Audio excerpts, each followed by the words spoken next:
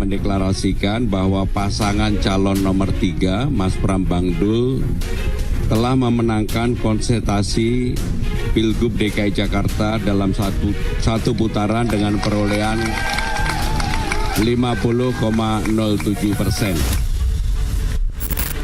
Hasil input data yang kami terima menyatakan bahwa Pilkada serentak 2024 di DKI Jakarta akan berlangsung 2 putaran. Saya mendapatkan laporan betapa masifnya penggunaan pejabat kepala daerah hingga mutasi aparatur kepolisian demi tujuan politik elektoral. Pilgub Jawa Tengah ini Pak, ada pengerahan dari kepolisian aparat gitu. Ini bagaimana tanggapan Bapak? Ya, disebut Bapak yang membelakangi Pak. Itu dibuktikan saja, jangan hanya tuduhan-tuduhan, karena kan ada dilaporkan saja ke Bawaslu.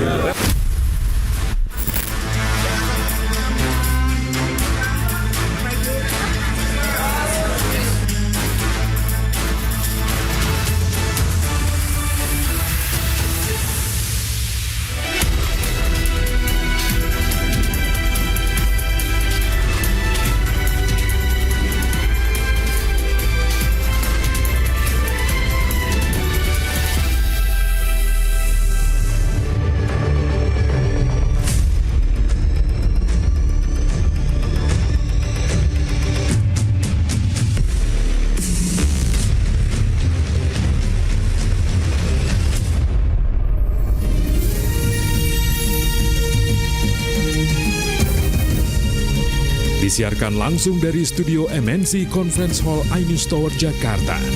Inilah Rakyat Bersuara bersama Aiman Wicaksono.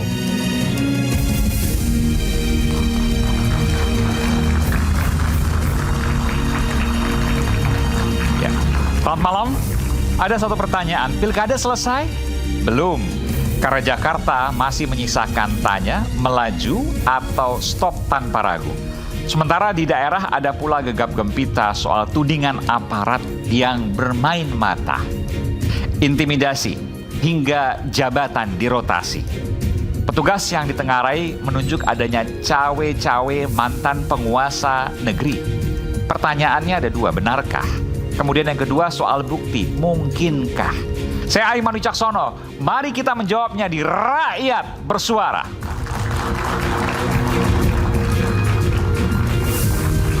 Langsung kita undang ke panggung Rakyat Bersuara. Selamat datang Bung Arief Roshid, Dewan Pembina RK Ekosistem.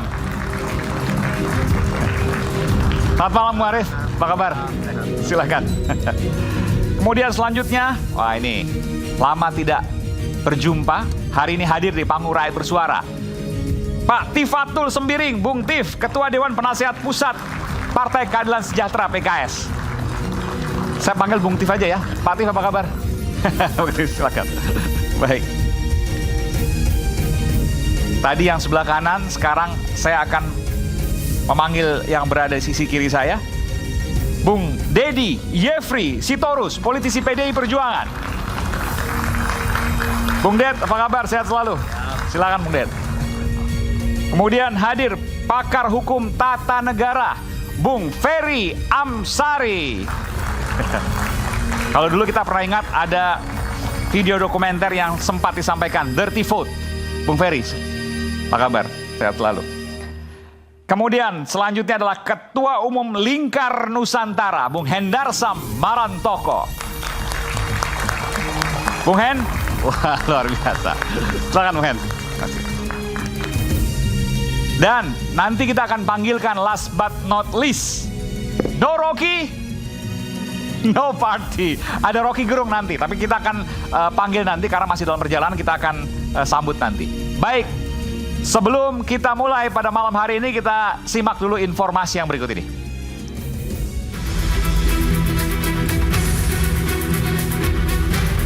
Pilkada serentak 2024 rampung terlaksana, namun menyisakan gumpalan hal-hal yang tak biasa. Anomali terjadi. Nasib Pilkada Jakarta masih menggantung antara 1 atau 2 putaran. Meski demikian, calon gubernur dan calon wakil gubernur Jakarta nomor urut 1 Ridwan Kamil Suswono mempersiapkan diri untuk putaran kedua. Andaikan ternyata harus 2 putaran, tentu kita terus bersemangat ya, dan berkomitmen untuk menjalankan proses yang kedua ini dengan jujur, dengan integritas, agar yang terpilih betul-betul memiliki legitimasi. Sehari setelah pencoblosan, calon gubernur dan calon wakil gubernur Jakarta nomor urut 3 Pramono Anung dan Rano Karno mendeklarasikan diri memenangkan Pilkada Jakarta dalam 1 putaran. Mendeklarasikan bahwa pasangan calon nomor 3 Mas Pram Bangdul telah memenangkan konsentrasi Pilgub DKI Jakarta dalam satu putaran dengan perolehan 50,07%.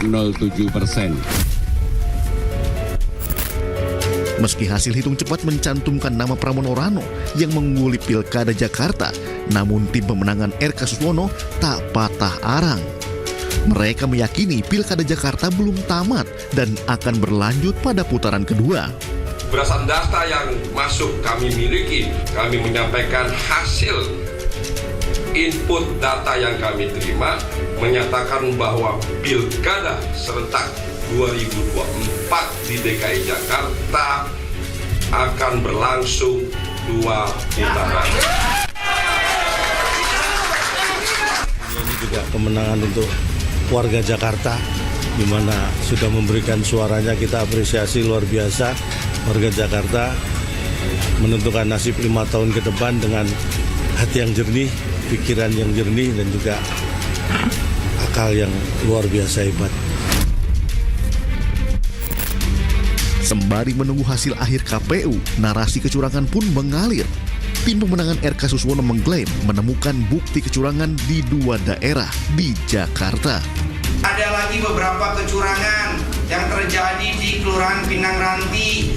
Di situ sebelum pemilihan ternyata beberapa surat suara sudah dicoblos salah satu paslon. Ketua Umum PDI Perjuangan Megawati Soekarno Putri menyinggung dugaan keterlibatan pejabat daerah hingga aparat yang bersikap tak netral, termasuk sikap kesewenangan demi memenangkan pilkada. Narasi ini dilontarkan Mega menyikapi Pilkada Jawa Tengah. Saya mendapatkan laporan betapa masifnya penggunaan pejabat kepala daerah hingga mutasi aparatur kepolisian demi tujuan politik elektoral. Pilgub Jawa Tengah ini Pak, ada pengerahan dari kepolisian aparat gitu. Ini bagaimana tanggapan Bapak? Ya, disebut Bapak yang membelakangi Pak. Dibuktikan saja, jangan hanya tuduhan-tuduhan, karena kan ada dilaporkan saja ke Bawaslu, kan ada mekanismenya, atau dibawa ke MK, kan ada mekanismenya. Proses rekapitulasi KPU masih berlangsung. Akan bagaimana nasib Pilkada Jakarta? Mampukah pihak-pihak terkait membuktikan dugaan kecurangan?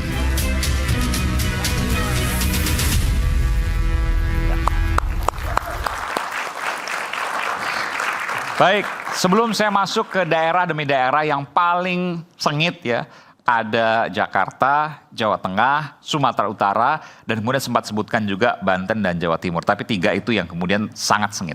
Tapi sebelum saya masuk ke daerah-daerah sebagai evaluasi juga, di sini saya mengundang Bung Ferry Amsari. Bung Ferry waktu Pilpres lalu terkenal dengan dirty vote-nya. Saya ingin tanya, apakah hari ini Pilkada juga bisa dibilang dirty vote atau jauh berbeda? Silakan Bung Ferry. Terima kasih Mas Aiman. Saya ingin mulai begini. Lebih dekat lagi boleh? Ya. Ya, silakan. Beberapa hari yang lalu kami baru saja merilis hasil penelitian. Penelitian itu kami beri judul Jokowi Prabowo Incorporated. Beberapa hari lalu ini? Beberapa hari yang lalu. Okay. Titik 2, Pilkada, kecurangan Pilkada rasa Pilpres. Dari judul penelitian ini sudah tergambar gambaran umum bahwa kecurangan yang terjadi mirip sekali dengan apa yang dilakukan di pemilihan presiden lalu. Berdasarkan perspektif kami dari data penelitian. Sebentar, saya boleh tanya, siapa saja peneliti itu? Ya, boleh tahu? Ya, Yayasan Dewi Keadilan Indonesia. Dewi Keadilan, Anda salah satunya? Salah satunya. Yang lain pakar-pakar hukum juga dan lain sebagainya? Ya, teman-teman hukum, politik, begitu ya. Kami politik maksudnya? Ya, ilmu politik. Oh, ilmu politik, bukan politisi. Ini perlu diklarifikasi dulu nih, bukan politisi ya? Ya, teman-teman ilmu hukum dan ilmu politik. Ilmu politik, ya. oke. Kami melaunching di gedung belajarnya Indonesia Corruption Watch beberapa hari yang lalu, saya lupa persisnya. Nah, dari judul itu kami menceritakan berbagai analisa. Misalnya, kecurangan itu sudah dirancang sedari awal sebelum Presiden Joko Widodo lengser ke Prabon tanggal 20 Oktober. Apa yang dirancang oleh Pak Presiden agar upaya melibatkan aparatur sipil negara di dalam pilkada ke depan bisa digunakan dengan nyaman dengan cara menghilangkan satu komisi yang sangat penting, lembaga independen, namanya Komisi Aparatur Sipil Negara, yang selama ini mengawasi kalau ada ASN yang dimanfaatkan tidak netral di dalam ruang-ruang politik akan ditegur. Kalau ASN sudah berjuang untuk netral tapi dipaksa oleh atasannya, dalam hal ini kepala daerah, maka KASN, Komisi Aparatur Sipil Negara itu akan menyelamatkan jabatannya. Mungkin banyak teman-teman politisi sudah tahu fungsi KASN ini, dan itu barusan dibubarkan menjelang Pak Presiden berhenti melalui peraturan Presiden. Nah, sehingga terbuka ruang untuk curang yang sangat besar dengan memanfaatkan ASN selama pilkada kemarin.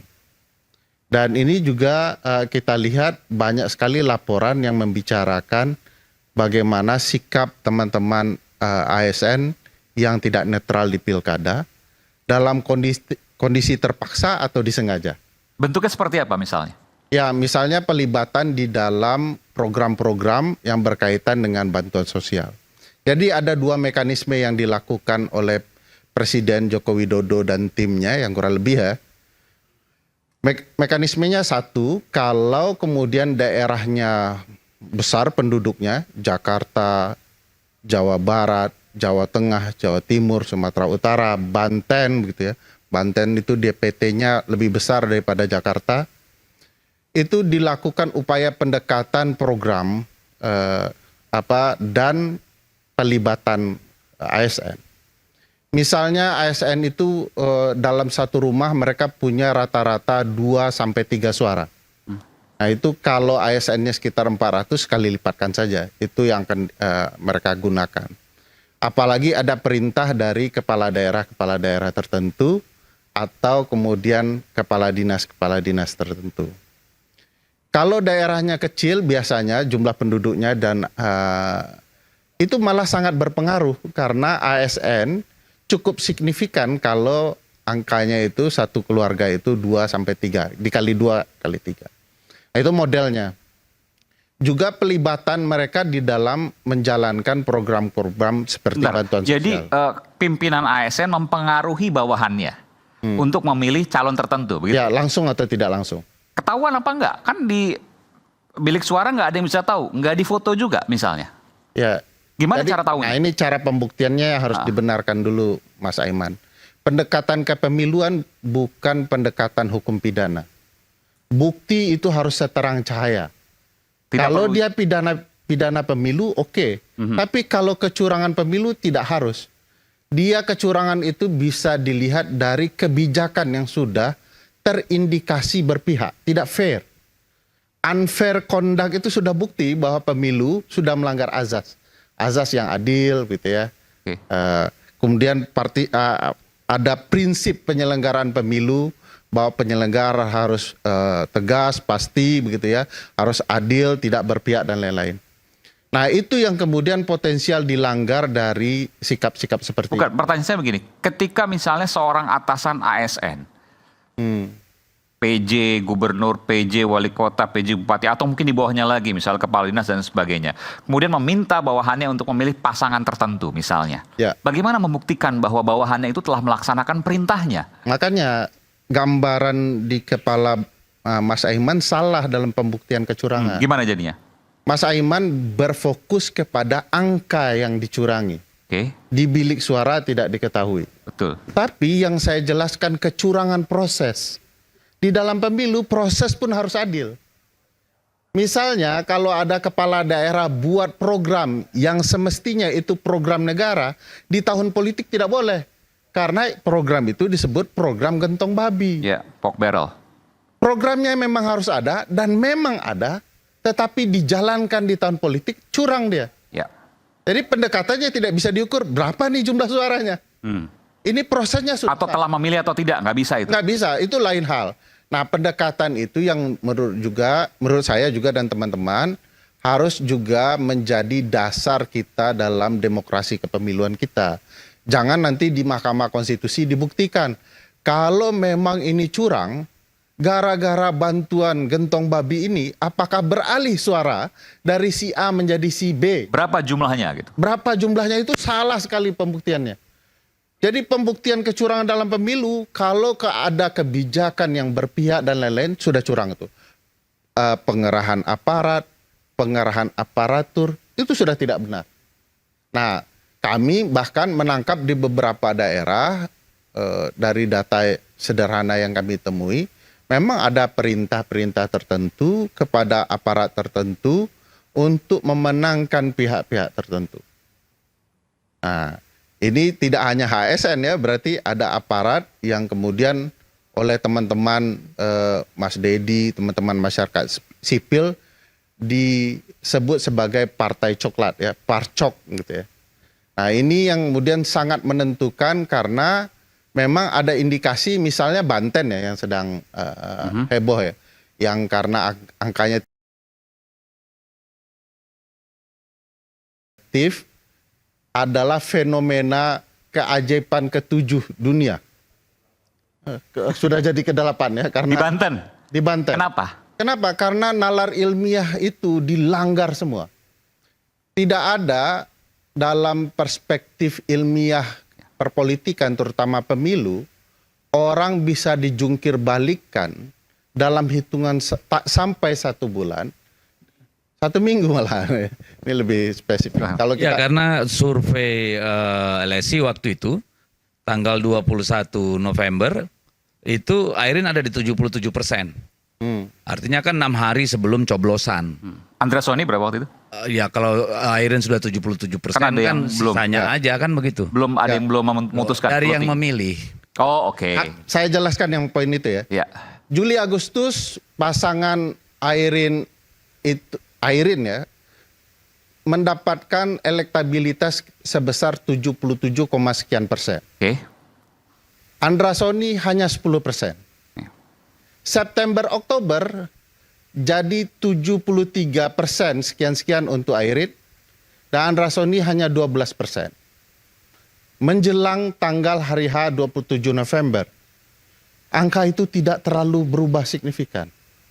Pertanyaan besarnya, apa yang menyebabkan terjadi jungkir balik perolehan suara? Ada 2 kemungkinan dalam perspektif saya dan tim. 1, pasangan calon mengeluarkan pernyataan atau tindakan atau perbuatan tertentu yang tidak disukai publik pemilih. Saya tidak melihat itu ada. Atau pasangan lawan mengeluarkan kebijakan yang luar biasa disukai. Saya juga tidak melihat itu ada.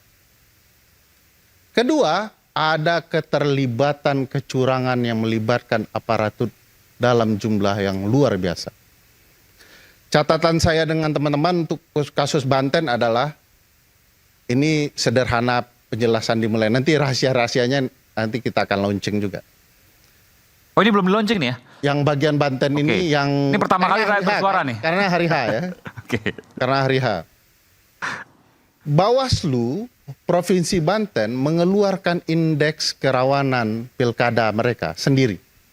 Oh, itu luar biasa catatannya, TPS mana yang bermasalah, TPS mana yang perlu diperhatikan karena ada teman-teman disabilitas, ada potensi bentrok antara pendukung dan segala macam. Jumlahnya itu mungkin sekitar 12.000 lebih TPS ya.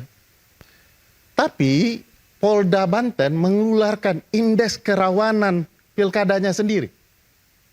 Padahal dalam perspektif kepemiluan kita ketahui bahwa penyelenggara lah yang menentukan itu, nanti polisi lah yang mengamankan. Tapi ini polisi mengeluarkan sendiri. Apa artinya Anda membaca ini? Dugaan kami, ini dugaan. Ya. Dugaan kami, ini titik-titiknya sudah ditentukan untuk dikerahkan aparat agar aparat bisa terlibat dalam kecurangan. Ada 138 TPS yang diduga rawan dan sangat rawan oleh Polda Banten. Yang harusnya itu bukan tugas mereka. Mereka hanya menjalankan apa kata Bawaslu yang rawan dan tidak rawan, maka mereka di sana mengamankan. Dan itu berbeda dengan apa yang disampaikan oleh penyelenggara pemilu, KPU?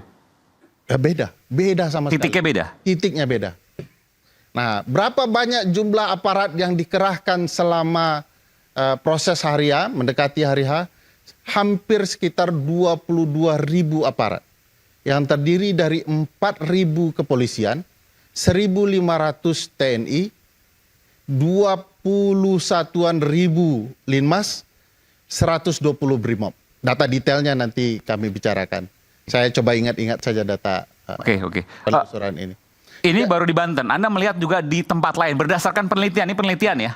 Iya, penelitian. Di mana lagi daerah? Yang sudah di launching. Jakarta misalnya. Jakarta, oke. Jakarta. Tidak banyak diketahui orang, menjelang hari H, Gubernur Jakarta, PJ Gubernur, mengubah komposisi camat. Ada 12 kecamatan. Berapa DPT, daftar pemilih tetap yang akan mereka kelola? 1.500-an lebih. Bolehkah pejabat diubah menjelang pilkada? Beliau-beliau ini sudah pengalaman, bukan politisi kemarin sore. Menurut ketentuan undang-undang, 6 bulan sebelum hari H, 6 bulan sesudah hari H, tidak diperkenankan mengubah komposisi para pejabat, termasuk camat. Jakarta, terus mana lagi? Jakarta, ya Jawa Tengah lah ya. Itu misalnya apa? Kalau di Sumut yang menarik sebenarnya. Sumut dan Jawa Tengah, kalau Sumut itu sudah dimulai jauh hari ya, bahkan menjelang Pilpres sudah dimulai itu. Salah satunya yang aneh bin ajaib, saya sudah cerita di mana-mana soal ini. Hilangnya bantuan sosial di rumah wali kota Medan ketika itu. Hilang Pak Datuk. Jumlahnya itu sekitar 100-an. Pak Datuk Tif dari Sumatera Utara ini? Ya. Pak Datuk Tifatul Sembiring itu 2 apanya. Maksudnya hilang bantuan sosial di rumah wali kota? Ya. Hilang tanpa diketahui sebelumnya pelaku. Tiba-tiba teman-teman ribut bagaimana mungkin ya jumlah paket yang cukup besar itu hilang di rumah wali kota Medan. Yang rumah dinas ini. Wali kota Medan sekarang kan mencalonkan, kan sekarang. PJ. Ya. Wali kota Medan yang dulu tempat bansosnya hilang, sekarang dinyatakan menang dalam penghitungan sementara. Alias Mas Bobi Nasution lah, mudahnya begitu. Supaya tidak. Terus kaitan bansos tadi boleh diulang? Jadi bansos harus Bang Aiman pahami, bansos adalah bagian dari politik gentong babi menjelang pemilu, pilkada. Kalau dia hilang, lenyap jumlah ratusan secara ajaib, yang kemudian ditemukan pelakunya adalah pembantu rumah tangga di rumah dinas itu. Cuman anehnya bansosnya tidak ditemukan. Jadi barangnya hilang, pelakunya ditemukan, tapi tidak diketahui barangnya kemana. Hilangnya itu kapan? Itu menjelang Pilpres. Oh, menjelang Pilpres, oke. Nah, apa kaitannya dengan pilkada? Ini kan sekian bulan kemudian. Yes. Apa konsekuensinya? Konsekuensinya orang tertentu, dalam hal ini wali kota Medan, akan mendapatkan potensi bantuan bansos yang ganda, yang bisa kemudian membantu peningkatan citranya. Kapan bansos itu diguyurkan? Ya, saya tidak tahu persis itu. Yang keduanya ya. Yang jelas hilang, sampai sekarang nggak tahu. Sekarang tidak diketahui. Dan hilang itu waktu dijabat oleh Mas Bobi waktu itu? Ya. Oke, baik. Nah ini kan sebenarnya sudah dilihat bahwa proses gentong babi tidak hanya dilakukan untuk menguntungkan pasangan calon di pemilihan presiden, tetapi juga untuk memastikan citra dari pasangan tertentu juga akan berdampak di pilkada beberapa bulan berikutnya. Pilkada itu sudah dimulai beberapa bulan setelah hasil di Mahkamah Konstitusi. Prosesnya, betul. Prosesnya, tahapannya. Dan proses untuk Jawa Tengah nanti saya akan tanyakan, termasuk juga jawaban atau pertanyaan untuk mendalami dari apa yang disampaikan oleh Bung Ferry dari Bung Tif, Bang Rosyid, dan Bung Hendar Sam. Sesaat lagi kami akan segera kembali dan isu, mohon maaf, isu hangat kadang bikin berat, apalagi kalau kita tidak bisa mencerna dengan cermat. Jangan lupa secangkir kopi hangat yang nikmat untuk menemani kebersamaan dalam program Rakyat Bersuara. Saya Aiman Wicaksono, kita kembali saat lagi.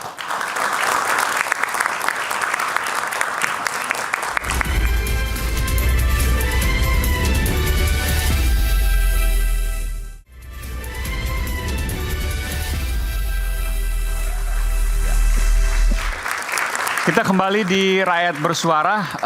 Tadi masih susah Jawa Tengah, tapi supaya saya nggak lupa, saya tanyakan dulu soal Jawa Tengah. Nanti langsung saya lempar ke sebelah sini. Ada Bung Tif, ada Bang Rosyid, dan ada Bang Hendar Sam. Silakan. Iya, untuk Jawa Tengah memang spesifiknya sih soal peran institusi tertentu yang kita banyak coba update ya pendataannya, dan itu sudah menunjukkan azas dan prinsip penyelenggaraan terlanggar.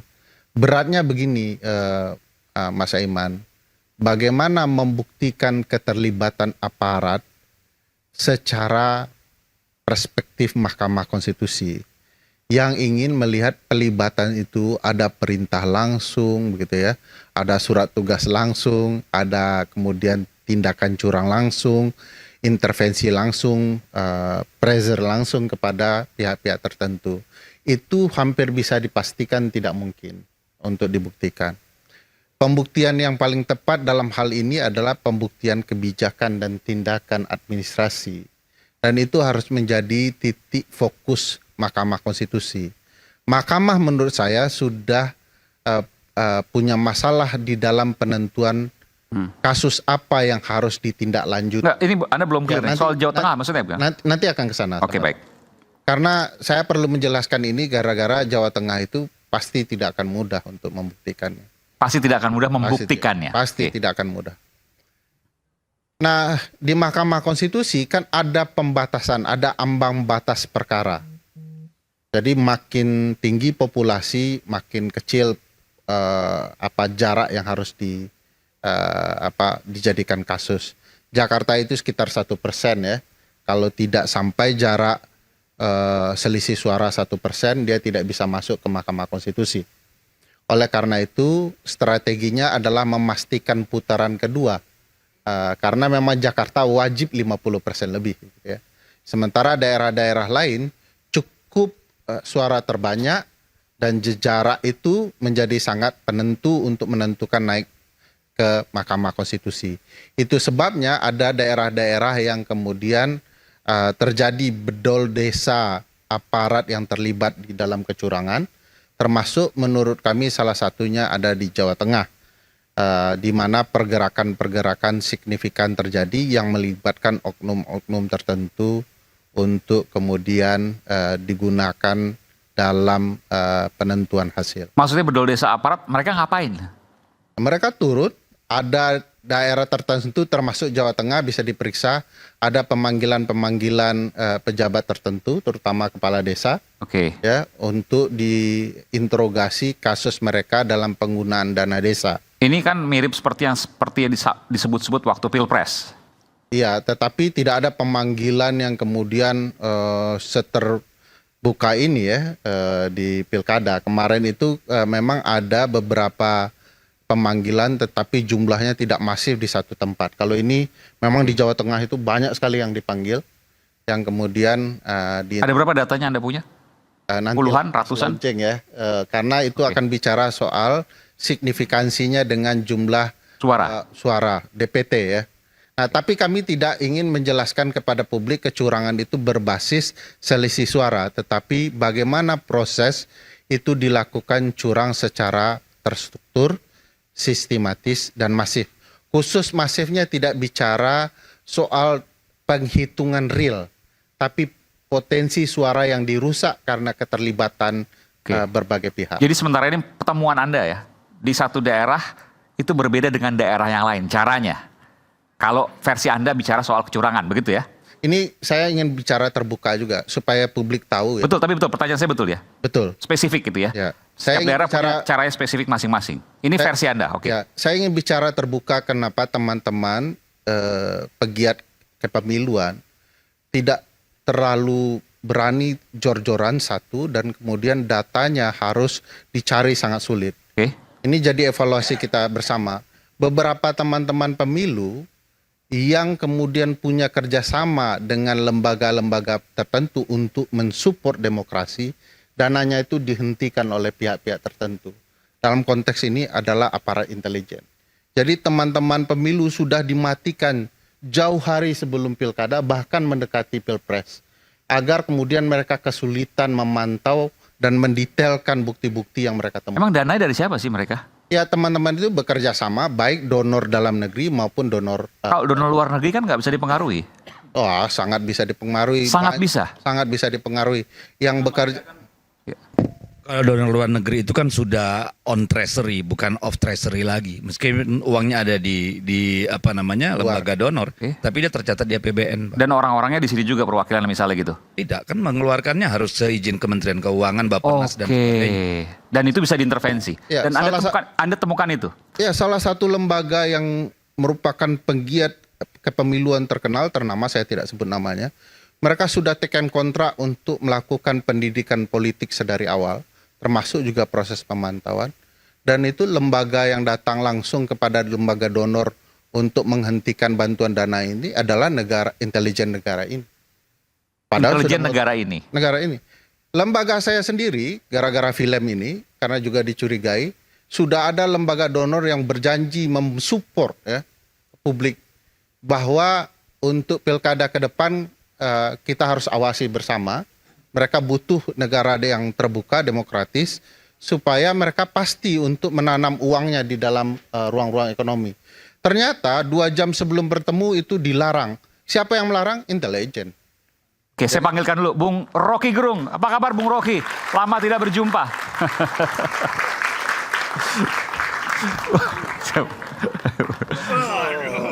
Profesor Rocky ya. Langsung dari luar kota. Terima kasih Bung Rocky. Jadi kita sedang mendengarkan temuan-temuan dari Bung Ferry Amsari. Oke, ada pertanyaan?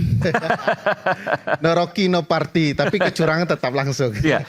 Jadi ini yang kemudian Anda katakan tidak hanya satu lembaga, ada berbagai lembaga yang akhirnya mandul karena tidak mendapat dana donor itu. Karena dana donornya intervensi. Ini versi Anda ya. Ya, teman-teman kepemiluan kan sering diserang, Anda penerima donor asing. Negara ini saja untuk bekerja sama dalam ruang demokrasi dan ekonomi pakai bantuan dana asing, bahkan berhutang. Nah, masyarakat sipil ketika dapat bantuan untuk mengawasi kegiatan negara itu diberi tembok tinggi agar kemudian masyarakat tidak bisa memantau demokrasi yang menjadi hak mereka sendiri. Ada berapa lembaga yang kemudian diintervensi dananya? Saya bisa kasih catatan hampir seluruh lembaga yang berkaitan dengan kepemiluan di Republik Indonesia, dalam dan luar negeri, diintervensi oleh negara ini. Semuanya. Oke. Dan itulah kenapa kemudian kita mendengar sekarang tidak ada suara lagi dari mereka. Takut. Begitu kita datang bicara kerjasama, itu semua lari. Si donor-donor tadi? Semua donor-donor. Jangankan donor-donor, termasuk kemudian kedutaan-kedutaan besar yang selama ini bercerita soal demokrasi. Mereka takut dengan tekanan-tekanan. Masa negara luar takut dengan negara? Kalau negara luar ada bisnisnya di sini ya takut. Oke, karena bisnis. Ya, mereka kan perlu menyelamatkan kepentingan ekonomi dan lain-lain. Mereka harus memilih antara itu. Oke, baik. Tadi sudah disampaikan, saya pikir cukup panjang. Saya ingin mungkin ada tanggapan atau mungkin pertanyaan. Bung Hendarsam, Bung Tif, silakan. Ya, terima kasih nih. Selamat datang nih, Pak Profesor Rocky Gerung. Saya menikmati terus nih, tapi baru sekali ketemu kita nih. Terima kasih, Dr. Ferry. Yang mau dijawab daerah mana, Pak Tif? Banten, Jawa Tengah, Umum aja dulu. Umum, oke, silakan. Manasan dulu kita. Oke. Yang pertama, pohon pepaya di pinggir tebing. Ya. Nama Cakep. saya Tifatul Sembiring.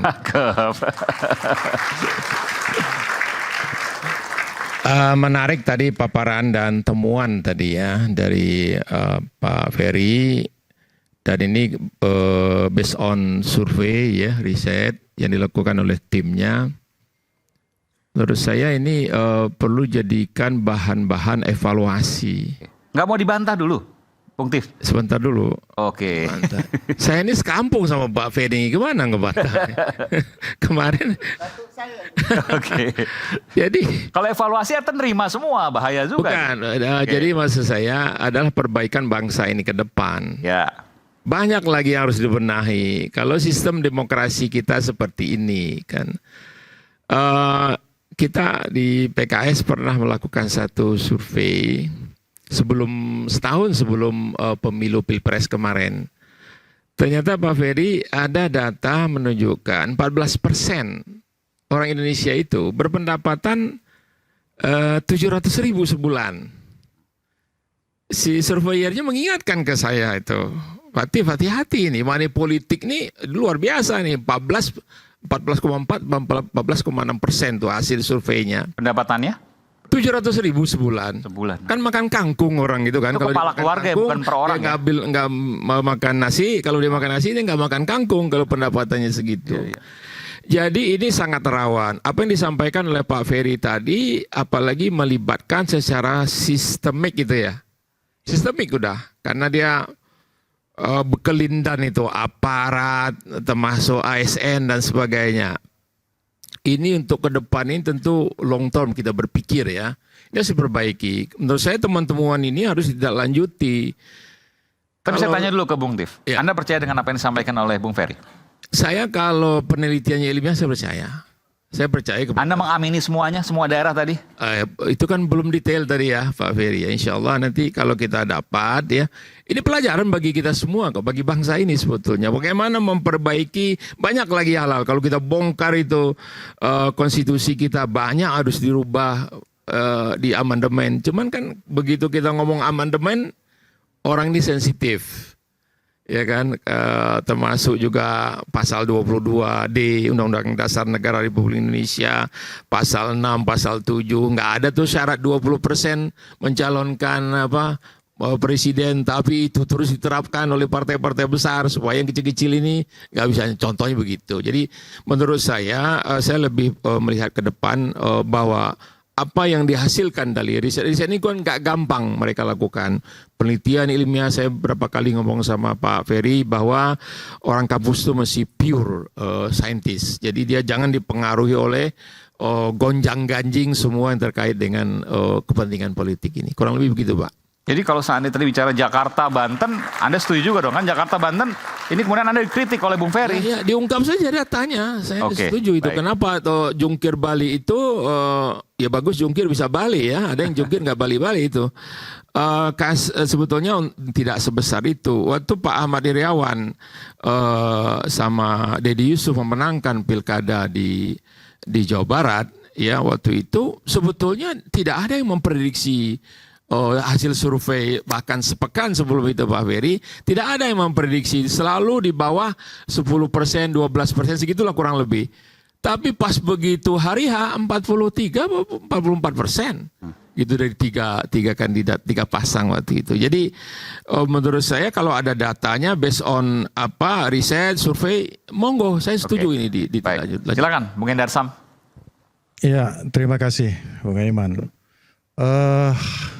Bung Ferry Amsari bukan hanya sebagai seorang akademisi, tapi dia juga memang seorang bintang film saat ini. Bintang film Dirty Food. Ya kan? Jadi saya pengen menanggapinya beberapa hal. Tadi kan secara struktur dan sistematis Bung Ferry sudah menyampaikan terkait masalah masukan-masukannya ini ke depan. Saya senada dengan apa yang disampaikan oleh Bang Tif tadi, bahwa kalau ini memang merupakan PR kita bersama untuk ke depan menjadi masukan, dan ini bisa diejawantahkan dalam regulasi ke depannya, ini ya kita tinggal ikut saja dengan itu, ya.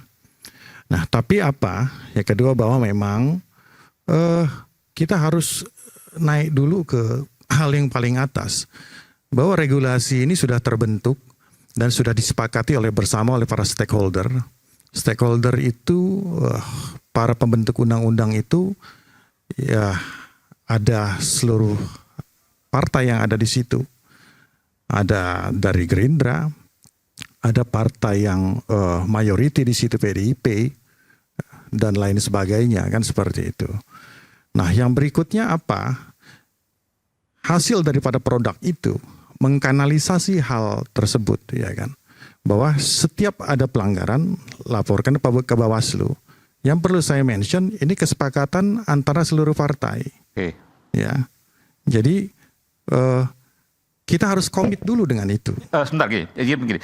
Kalau seandainya ada sesuatu, kenapa kemudian tidak dilaporkan ke Bawaslu? Anda logikanya kurang sih. Dan itu kan kalau seandainya bisa dibuktikan, kenapa tidak dilaporkan segera ke Bawaslu? Itu logika Anda ya. Jadi saya boleh merespon Bawaslu itu sebentar aja. Boleh nggak saya lanjutkan dulu nanti? Tapi untuk Bawaslu itu boleh nggak? Sebentar, nanti saya berikan. Nanti ya biar kita diskusinya juga jadi enak ya. Nah, artinya itu kesepakatan bersama kita untuk itu. Jadi dan itu kan sudah pernah dicoba juga. Tadi sudah di headline-nya sudah pilkada rasa pilpres. Nah, formulasi apa yang disampaikan oleh Bung Ferry tadi itu sudah disampaikan juga ya, argumentasinya di dalam pilpres kemarin oleh Ganjar ya dan oleh Pak Anies, dan ditolak. Tidak beralasan secara hukum seperti itu. Jadi ya suka tidak suka memang seperti itu. Kesepakatan kita bersama seperti itu. Ya. Balik lagi, masukan-masukan itu akan kita sama-sama tabung. Ini korbannya bukan cuman dari pihak sana saja. Semua ikut menjadi korban terkait dengan hal tersebut. Ya.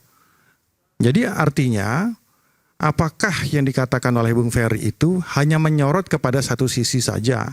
Ya kan, hanya menyorot kepada satu pihak saja, ya kan, dugaan kecurangan oleh Kim Plus umpama seperti itu, ya kan. Apakah ada kecurangan lain di sisi yang lain? Apakah itu juga dibahas dan diteliti juga oleh Bung Ferry? Kan itu yang harus fair ya. Jangan hanya yang merugikan calonnya. Itu saya Gerindra lah saja dan Bung Tif gitu ya. Dan Bung Arief Rosyid. Jadi saya netral aja, nggak ada ya. Dilihat nggak ada kecurangan yang lain nggak? Iya, makanya kan. Kalau dalam hal ini misalnya Bung Arief mengatakan di Jakarta gitu kan. Saya ambil contoh ini.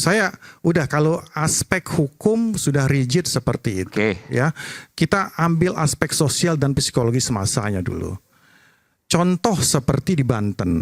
Ya. Di Banten itu ya, kalau kita lihat secara psikologisnya bahwa dinasti yang berkuasa di sana sudah 20 tahun lebih. Ya. Masyarakat di sana dari artinya 20 tahun yang lalu ini berkembang. Anda tahu ada di sana daerah urban dan juga daerah modern, BSD dan lain sebagainya sampai ke pelosok-pelosok. Ya kan? Yang mereka lihat itu stigma yang ada pada sosok yang ditampilkan pada saat itu. Ketika orang melihat seorang Airin, yang dilihat bukan cuma Airinnya, tapi yang dilihat adalah suaminya itu Bagus Wawan. Yang dilihat kakak iparnya Atut, yang kedua-duanya notabene adalah mantan terpidana korupsi. Itu yang pertama. Ironisnya lagi, ya kan, kalau kita merujuk kepada ke belakang, ya, kalau Anda ingat 73 ya mobil mewah yang disita oleh KPK oleh suaminya Bu Airin pada saat itu. Bagus Heri Wardana ya. Ada Lamborghini, itu mobilnya ceper, ya, ada Ferrari dan lain sebagainya. Ini distraksi ke dalam pikiran masyarakat di sana.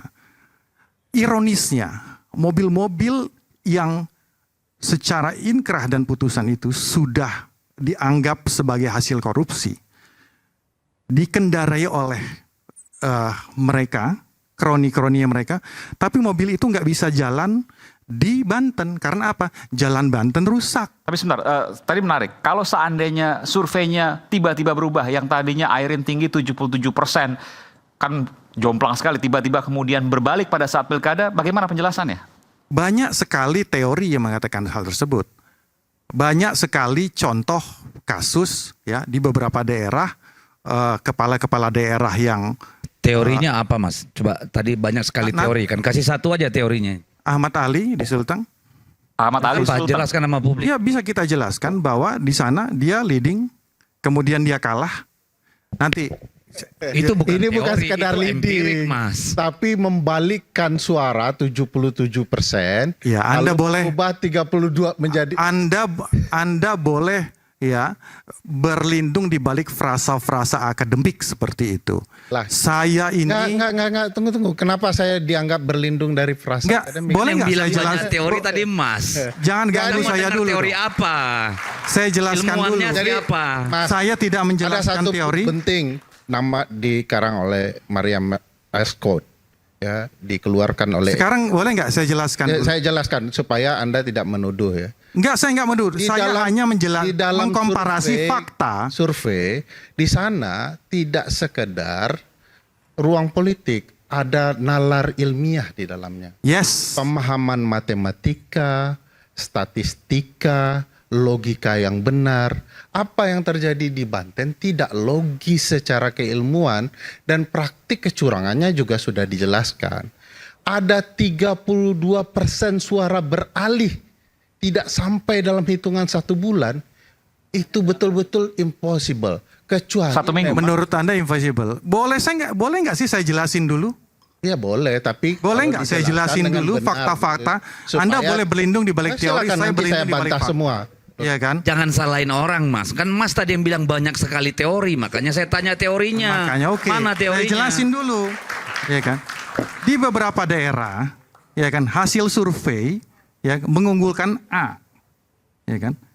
Kenyataannya yang menang B. Itu bukan teori, itu empirik, itu kejadian, Mas. Iya, makanya saya bantah dengan empirik. Loh, makanya bilang saya nggak punya teorinya gitu loh. Jangan ya nggak apa-apa. pakai teori. Saya boleh tanya enggak? Data empirik itu jarak persentasenya berapa? Dari saya mau jelaskan itu saja. Diskusi bantah tidak boleh, padahal moderatornya di sini boleh aja sama moderatornya. Ya, nggak apa-apa. Kecuali Anda seolah-olah ilmiah, tapi Anda berlagak boleh, seperti Anda moderator. boleh berlindung di sana. Iya, Anda boleh berlindung dari partai besar dan berlagak seolah-olah empirik. Tapi data teori tidak pernah Anda terganggu? Tidak terganggu saya. Kenapa Anda terganggu? Kenapa harus saya menceritakan profil seorang Airin? Silakan, nggak terganggu. Saya tidak cerita. Kenapa Anda harus saya bantah tidak tentang masalah itu? Saya cuma ingin membantah. Iya. Ketika saya menceritakan masalah ada itu, orang lain Anda terganggu. yang beralih suaranya dia jadi kalah. Nah, berapa datanya? Ya, sekarang Anda berapa terganggu jumlah dengan persentasenya? Jangan bohongin publik. Udah, Anda yang bohongin publik. Gapnya berapa itu yang Anda bilang tadi, Mas Ali? Sekarang persentasenya berapa? Supaya jangan digebiak-uyah, Mas. Kita kan ini mau kasih boleh nggak saya ngomong lagi? Ya silakan, tapi yang jelas gitu loh. Partai Demokrasi Indonesia tapi nggak demokratis gitu loh. Ya kan? Ini tempat debat, Mas. Ya kecuali kan? Dilarang sama moderator ya saya berhenti. Nanti saya jelas. Oke ya, itu satu, ya kan? Di penelitian, ya kan, menyatakan di beberapa daerah itu, ya kan, tidak bisa digeneralisir. Tiap daerah itu mempunyai karakteristiknya masing-masing. Ada ketokohan di situ. Ambil contoh di Jateng lah. Kita ambil contoh, ya kan? Kalau yang menang itu adalah siapa? Calon PDIP, Andika Perkasa dan ini. Itu malah kita harus agak heran sebenarnya. Karena apa? Di situ ada 2 faktor yang besar, ya kan? Bukan hanya Ahmad Lutfi, ya. Lutfi itu memang sudah populis di sana, ya kan? Nah, jangan dulu diangkat mic-nya. Saya ngomong dulu gitu loh. Ya kan? Ya Bos, saya terganggu banget, dengan Bos. itu. Ya kan? Iya gitu loh. Jangan dulu diangkat mic-nya. Saya ngomong dulu. Nah, ya kan? Belum lagi faktor tersiasit. Kita harus akui itu bersama. Gitu loh. Ya. Jadi, ya kan, saya tidak mengatakan bahwa ini masalah menang-menangan. Mungkin apabila ya proses pilkada ini dilaksanakan 2-3 bulan ke depan, mungkin Andika mungkin bisa menyusul. Tapi dia tidak populis di sana. Kita harus jujur dengan itu. Tar Yasin itu dari golongan hijau yang mempunyai stakeholder tertentu di sana selain kandang banteng itu tadi. Itu modal besar, ya kan? Jadi demografi pun harus dihitung tentang masalah itu. Begitu juga dengan Lutfi. Nah, ya itulah ya kan. Itu yang kedua. Contoh ketiga, saya ambil secara empirik kata Bung Deddy tadi. Kita bicara malah sumut lah. Kita bicara sumut. Hasil daripada penelitian dari Litbang itu 35% masyarakat Sumut itu tidak menginginkan Edi Rahmayadi untuk jadi maju sebagai gubernur lagi. Tidak ingin lagi dia maju. Nah, ini hampir linier dengan hasil yang dia dapatkan sekarang. Belum lagi kalau kita bicara masalah prestasinya. Ya kan? Terlepas dari masalah Bobby-Bobbian, saya nggak bahas masalah ini. Kita bahas masalah itu saja. 35% ya kan, yang tidak. Artinya Bung Henry sama gini, bahwa apa yang disampaikan oleh Bung Ferry satu hal. Tapi bahwa secara empirik logika itu bisa dijelaskan lewat peta-peta politik di sana. Ya pasti kan banyak data. Jadi saya hargai sekali apa yang dikatakan oleh Bang Ferry. Ya. Saya hargai itu masukan, tapi bukan untuk saat ini, tapi untuk regulasi kita ke depannya. Oke, saya berikan kesempatan nanti ke Bung. Oke, sedikit ya, karena saya mau break dulu, benar ya. Itu tidak ilmiah nggak apa-apa juga. Pertama satu soal. Empirik itu ilmiah apa tidak? Ya tunggu dulu, data itu data, bukan soal ilmiahnya. Lihat dulu penjelasan Anda kan beberapa hal. Saya nilai ada beberapa hal yang perlu dibantah karena tidak ilmiah. Satu soal Bawaslu dikatakan harus lapor. Saya kasih tahu ya. Misalnya dalam kasus keberpihakan Pak Prabowo dalam Jawa Tengah. Bawaslu menggunakan pasal 70 soal kampanye ya, makanya ceritanya kampanye ini tidak apa-apa karena hari libur. Itu salah menggunakan pasal. Pasal yang tepat untuk menjerat Pak Prabowo adalah pasal 71. Di mana pejabat negara dilarang untuk melakukan tindakan dan atau kebijakan yang merugikan salah satu pasangan calon dan atau menguntungkan pasangan calon. Tapi bukankah itu sudah diputuskan Bawaslu? Makanya pasal kan disuruh lapor ke Bawaslunya koplak. Kalau saya ceritakan, Bang Aiman, dia ngejar pakai pasal 70, kesalahannya di pasal 71 begitu ya. Pasal 299 Undang-Undang Pemilu bagaimana? Nah, ini kalau presiden boleh kampanye? Boleh, Bapak, makanya baca baik-baik pasalnya dulu. Ini bukan pemilu, Undang-Undang 7, ini Undang-Undang Pilkada. Pasal 71 yang saya maksud Undang-Undang 10 tahun 2016. Dengar dulu ya, sabar ya. Tadi emang kan kalau boleh percaya Mulyono susah gitu. Ya, di dalam penjelasan disebutkan bahwa pejabat negara itu yang dilarang melakukan kebijakan dan tindakan yang merugikan adalah presiden, salah satunya, nomor satunya malah. Jadi kenapa pasal 70 yang dipakai? Supaya terhindar dari hukuman. Sekarang publik disuruh melapor kepada Bawaslu yang membaca pasal-pasal saja tidak mengerti. Atau salah menggunakan pasal. Satu. Data kedua.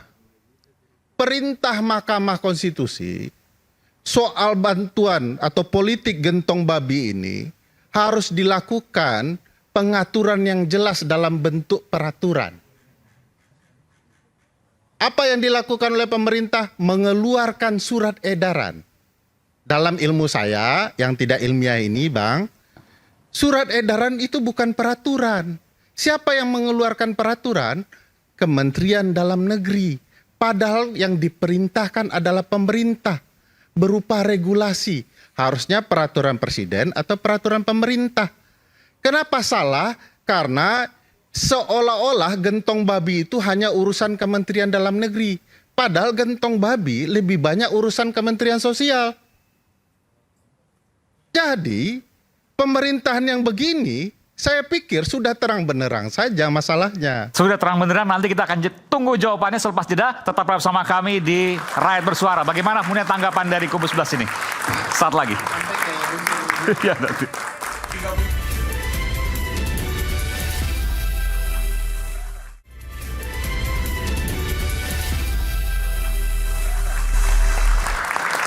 Makasih masih bersama kami di Rakyat Bersuara. Saya berikan kesempatan ke Bung Deddy Sitorus. Silakan Bung Deddy. Silakan apa nih? Ada yang mau sampaikan, ada yang mau disanggah? Silakan. Enggak gini, kan pertama soal Airin. Soal Airin itu saya sepakat kalau disebut itu keajaiban dunia yang ke-8. Kenapa? Kalau tadi ditarik-tarik soal dinasti lah, soal kelakuan ini itu, saya kira survei membuktikan. Dan tidak hanya satu lembaga survei. Konsisten di atas 70%. Bahkan seminggu sebelum pencoblosan tanggal 21 November, LSI dan satu lembaga survei lain itu merilis hasil 77%, ya. Dan Andra Soni mungkin di sekitar 21 kalau saya nggak salah. Ini kan gini nih, persentase itu kan representasi dari jumlah pemilih, Pak. Oke. Jadi kalau 77%, berarti kan dari populasi pemilih yang akan mencoblos itu 77%-nya milih Airin. Apa yang bisa membuat roboh barang itu? Dari 77 lari ke 40. Karena 30% itu jutaan orang. Ya, tadi sudah dijelaskan Bang Ferry. Yang bisa itu kalau calon yang 77% melakukan blunder. Oke, itu mungkin. Atau calon yang tadinya underdog tiba-tiba mendapatkan mustika, ya kan? Gaib lah ini barang ini. Tiba-tiba dia bisa begitu dan membuat semua yang tadinya memilih Airin ini itu berubah. Kan itu tuh. Jadi atau ada tidak banyak tadi kejadian di dunia beradab, ya. Kalau di dunia biadab sering terjadi itu. Di dunia yang beradab, hampir nggak pernah kejadian. Dengan margin sebesar itu. Satu-satunya yang pernah lembaga survei itu amburadul, itu ketika Pilkada DKI tahun 2012. Semua lembaga survei salah. Ya, karena apa? Ternyata ada lompatan dukungan yang luar biasa. Pada waktu itu ada seorang rakyat biasa dicalonkan, ya, jadi gubernur di Jakarta dengan membawa harapan yang luar biasa. Yang namanya? Namanya nggak tahu sih ya, pernah ngaku namanya Mulyono, ya, tapi kita mengenalnya sebagai Jokowi, Joko Widodo gitu. Itu tadi yang bilang nggak mau nyebut. Iya. Sudah dihapus dari ingatan. Bentar lagi dari partai. Jadi baru itu tuh. Itu pun marginnya tidak terlalu besar, Pak. Ya, jadi kalau menjelaskan Airin itu yang harus kita tanya, ada nggak kejadian luar biasa yang bekerja di ruang-ruang gelap dengan peralatan yang terstruktur, sistematis dan masif? Itulah yang mengubah. Jadi fenomenanya ada, tapi Anda nggak tahu apa yang terjadi sesungguhnya. Saya tahu lah, tapi ngomong di sini nanti dibilang nuduh. Karena ada kabar-kabarnya. Oh, kabar, tapi belum pasti dong kalau kabar. Makanya saya akan hati-hati mengucapkannya. Kabar-kabarnya ada yang berseragam 7 tiap TPS diturunin, Pak. 7? Setiap TPS. 7 personil tiap TPS. Jangan bilang personil, orang lah. Seragam. Ya kan seragam itu orang ormas-ormas juga punya seragam. Oh, iya, ya kan? Personil orang ya. Dia yang namanya tidak bisa disebut lah. Menurut Harry Potter. Jadi itu satu. Yang kedua, soal Jawa Tengah tadi. Ya. Apakah yang namanya Lutfi sudah besar? Enggak tuh. Surveinya dempet-dempetan. Karena apa? Kalau mau ditarik-tarik, masyarakat nggak terlalu suka polisi di sana. Salah satu alasan terbesar nggak milih. Dari mana surveinya? Nah, mau dibukain semua, Google aja lah. Ya. Tapi saya baru dengar itu kan. Iya. Kalau nggak suka kan artinya jomplang banget. Ini kan nggak jomplang, mirip-mirip. Iya, makanya dia sampai minta tolong presiden dan mantan presiden. Kalau dia merasa nyaman dan udah besar, Taci Yasin udah besar, emang masih perlu nyeret-nyeret Pak Prabowo? Emang masih perlu ngelapor-lapor Pak Jokowi? Kan enggak.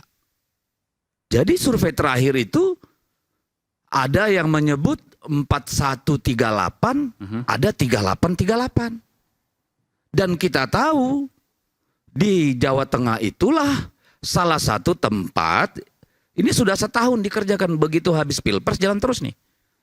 PJ ampun-ampunan Pak bekerja. Pernah waktu Pilpres itu 127 kepala desa dipanggil oleh Dilkrimsus Polda. Dan kemarin sebelum coblosan ada ratusan itu kepala desa digerebek sama Panwaslu. Jadi ini sama fenomenanya sama Banten. Ada kekuatan maha kuasa bekerja di ruang terang secara gelap-gelapan mempengaruhi hasil pemilu. Tadi saya buka satu situs berita, saya lupa apakah ketua KPU apa Bawaslu bilang terjadi pelanggaran money politik dan bansos hampir merata di semua daerah di Jawa Tengah. Nanti silakan cek. Oke? Nah, tentu kan orang sering nanya, karena kalah. Ini nggak mau terima kekalahan. Ini bukan soal kalah menang. Sama sekali bukan soal kalah menang. Karena sudah diputuskan oleh konstitusi kita, undang-undang kita, pemilu itu harus dilakukan secara fair, secara jujur, secara adil.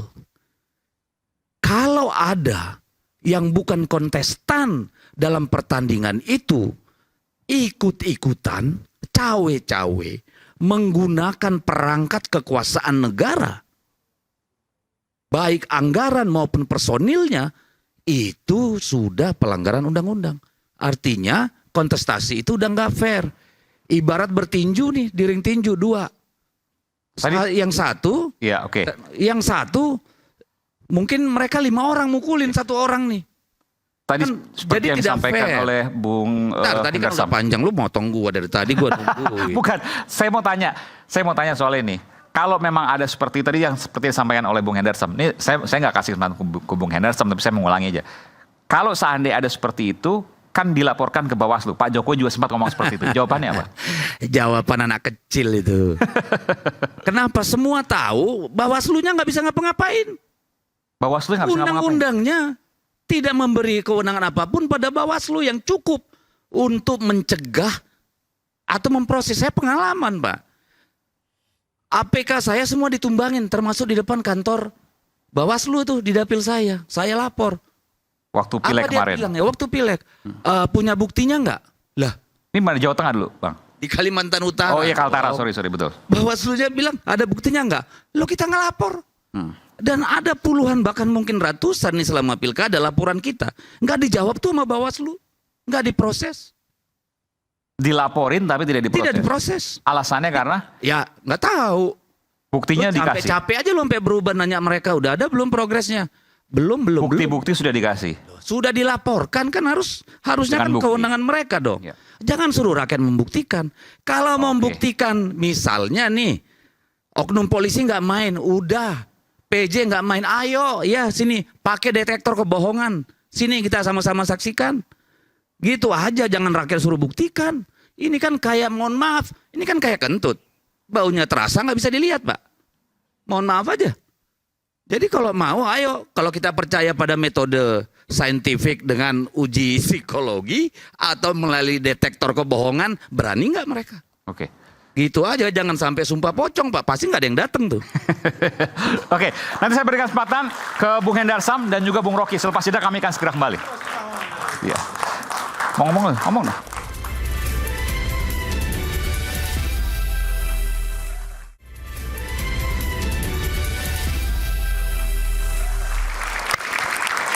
Kembali di Rakyat Bersuara, tadi sudah disampaikan, sekarang saya berikan kesempatan kepada Bung Arief Rosyid, ada Jawa Tengah, Banten, Jakarta, silakan. Ya. Anda melihat kejanggalan yang sama, tentu beda. Ya, saya mungkin fokus ke Jakarta aja ya, karena sebelum Jakarta, Banten, Jawa Tengah, Anda punya pandangan nggak? Kipusnya di Jakarta lah. Oke, nggak, tapi sebelum Jakarta, Banten, Jawa Tengah, Anda punya mungkin pendapat ada nggak? kaitannya juga ya, karena gini ya, tadi kalau merasa jadi korban, mungkin di Jakarta kita ini merasa jadi korban juga. Oke. Karena jadi bicara korban nih, kiri korban, kanan korban gitu. tadi juga Bang Ferry sebut soal pembagian bansos ya, zaman Pilpres dilaksanakan oleh Kemensos ya Bang ya. Itu partainya Bang Dedi itu menterinya. Iya kan Bang ya?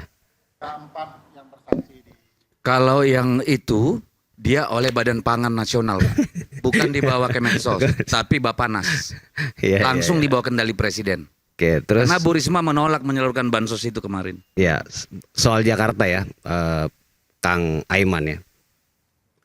Pertama, tema malam ini kan Jakarta belum tamat. Pilkadanya maksudnya. Karena kita mesti sabar menanti tanggal 16 Desember yang akan datang ini gitu ya. Tentu kita mesti lihat nih beberapa hari ke depan gitu, karena memang kalau lihat beberapa hari yang lalu misalnya KPU Jakarta Timur sudah ada tuh oknum KPPS yang dipecat ya. Karena coblos 18 kertas suara untuk 03. Di satu TPS itu, oke. Di satu TPS di Pinang Ranti. Nah, kemudian banyak lagi yang lain ya, yang sampai hari ini masih terus berproses dilaporin ya, gitu. Kemudian nanti bakal ke MK rencananya untuk Jakarta. Kalau saat MK kan tahapan setelah itu tapi ya. Ini sudah kan dikumpulkan bukti-bukti. Kan bukti-buktinya udah, bahkan misalnya ya tentang Cena misalnya yang masih waktu itu belum terdistribusi merata gitu ya, itu pada lapor-laporin semua nih gitu. Jadi kita mesti sabar sedikit gitu ya, menanti ya. Oke, boleh disebutkan nggak tadi dugaan-dugaannya apa aja? Tadi misalnya ke KPPS. Pramrano ini maksudnya. Kalau itu kan sudah putus sudah ya. Informasinya juga. Terus yang kemudian yang kedua, lain ya diduga menjelang hari H di Minggu Tenang itu ada pembagian, bahkan ada teman saya gitu ya yang beda pilihan politik bilang kalau butuh minyak, beras nanti kita kirim. Di kabupaten atau kota mana? Kalau Jakarta kan ada kabupaten Kepulauan Seribu dan 5 kota. Saya kan bilang saya di Jakarta Pusat, masih belum kebagian. Pusat ini? Ya, oke, baik. Pusat. Jadi itu oleh pasangan? Nggak apa, sebutan aja kan bisa dijawab. Iya kan. Oleh kalau tim lihat suara ya. Pramrano lah gitu. Pramrano. Oke. Susah banget ngomong itu. Jadi hal-hal itu yang menurut saya dari diskusi yang ada tadi gitu kan. Ini kan kalau bicara tentang bagaimana pemerintah dan segala macam ya. Jakarta ini Kimplus dukung RK kan sama Pak Suwono gitu. Tapi apa yang terjadi kan? Jadi menurut saya kita juga perlu tidak boleh mengeneralisir gitu ya, bahwa dengan karena buktinya di Jakarta ini kita merasakan bahwa apa yang dirasakan misalnya pasangan Ridho itu ya quote and quote dicurangin gitu. Jadi Anda merasa bahwa ya kalau curang ya itu memang udah karakter pemilihan begitu, tidak usah dibesar-besarkan juga. Ini kan tadi kita udah sepakat juga bahwa diproses iya. Iya, bahwa ke depan MK dan hal yang saya kira mesti kita perbaiki. Tapi gitu, bukan kemudian ada teori-teori yang macam-macam untuk kemudian berkembang. Itu maksudnya. Ini saya pertanyakan. Iya. Jadi ya kita nggak bisa overgeneralisasi gitu terhadap satu. Tapi datanya detail tadi disebutkan oleh Bung Ferry. Ya, setiap daerah punya karakter tersendiri. Betul, itu iya. Dan kebetulan saya tidak ikut terlibat ya dalam kontestasi itu. Saya ngurusin Jakarta aja gitu. Dan yang pasti kalau hampir di semua merata juga di daerah, utamanya juga Jakarta, memang partisipasi ini perlu juga dilihat sebagai satu hal yang mungkin ke depan perlu dibenahi juga gitu. Bung Rocky, tadi bicara soal ada aku titip sedikit. Oke, silakan. Kalau untuk urusan tadi dia itu saya ikut Jokowi deh, ikut Mulyono. Maksudnya? Ya kalau ada buktikan saja. Kan ada Bawaslu. Ya, sementara Bang, kan udah dipecat itu yang KPU. Iya, maksud gua aku ikut Mulyono urusan lu itu. Gua turut bersedih lah untuk kau. Enggak, bukan ikut Mulyono Tapi sebenarnya. gua ikut Joko Widodo lah. Tadi kan dikutip tuh, ada videonya. Kalau ada dibuktikan, lapor Bawaslu, oke? Ternyata masih terngiang-ngiang juga Bang Deddy sama Pak Jokowi. Kan barusan diputer. Iya. Masa cepat lupa, saya nggak seripikun kamu loh. Mulyono itu ngikutin Bang Deddy Sitorus sebagai legislator pembuat undang-undang. Itu masalahnya gitu loh. Maksudnya apa? Enggak. Ya, lu sehat nggak sih? gua sehat. Sehat Lu beneran? yang nggak sehat. Yakin? Gitu loh, yakin. Oh ya udahlah. Gitu loh. Jadi yang dikatakan itu harus dirujuk. Pembuat undang-undang itu lu gitu loh. Iya kan? Bener kan? Bahwa ada sesuatu laporkan. Iya gitu. Dan juga dulu begini. Dia Belanda juga ikut dia yang bikin buat undang-undangnya kok. Dia yang buat undang-undangnya kok. Belanda. Jadi kita salahkan Belanda juga sekalian. Iya, dia yang buat undang-undangnya habis itu Sama nyalain nenek orang moyang lain. kita yang Pithecanthropus di Ende Ketika dia lain juga. ketika dia membuat undang-undang, dia juga yang menolak yang nggak mau patuh gitu loh. Untuk Sedikit ya, karena Giran Jakarta, Boroki sebenarnya, sedikit ya, silakan. Untuk Jakarta kita mendeteksi ada dua fenomena kenapa. Oke, nah ini tadi sebutkan nih, supaya adil juga. Tidak di angka yang maksimal ya. Satu karena dua tipe pemilih. Tipe pemilih Jakarta itu ada dua, satu elit terdidik, dua adalah kelompok pekerja dan asli. Nah, dua-duanya tidak matching dengan pasangan di sana, walaupun sudah didorong sangat luar biasa oleh Pak Presiden Joko Widodo dengan mengeluarkan tagline satu, saya RK, saya Ridwan Kamil, dan kedua jasa titipan itu ya. Saya titip gitu dan segala macam. Nah itu tidak terlalu maksimal. Kedua untuk kelompok menengah bawah pemilih masyarakat biasa begitu ya. Figur beliau sudah terlalu jauh dari harapan Jakarta, terutama antipati dalam survei soal sikap Pak RK di berbagai media sosial misalnya. Tidak matching.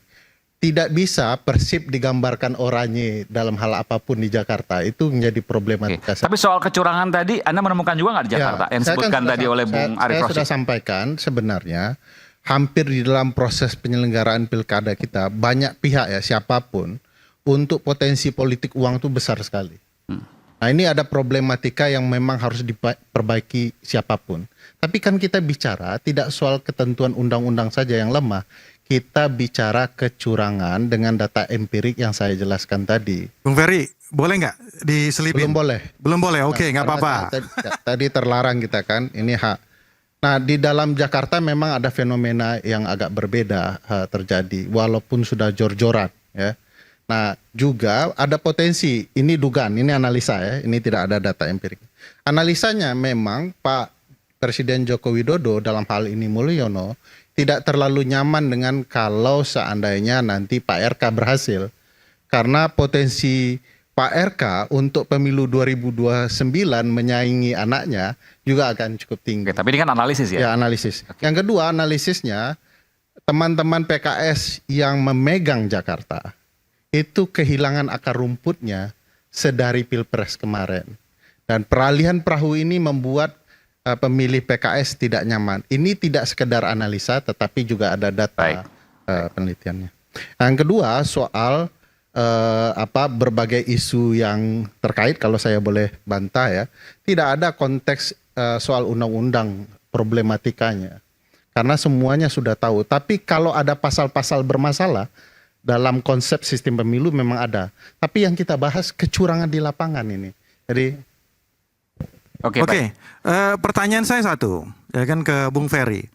Anda punya data saya kan tidak ilmiah, jadi jangan tanya. Nggak apa-apa, nggak apa-apa. Tadi lu karena saya Anda tidak, kan ngomongin. Anda tuduh saya tidak ilmiah, saya tidak akan jawab apapun pertanyaan. Nah, saya kalau saya tidak bertanya, tapi akan saya membuat pernyataan bahwa apakah penelitian daripada Ferry Amsari itu hanya menyoroti tentang dugaan kecurangan yang terjadi pada salah satu paslon saja, Lutfi, ya Andra Soni dan lain sebagainya.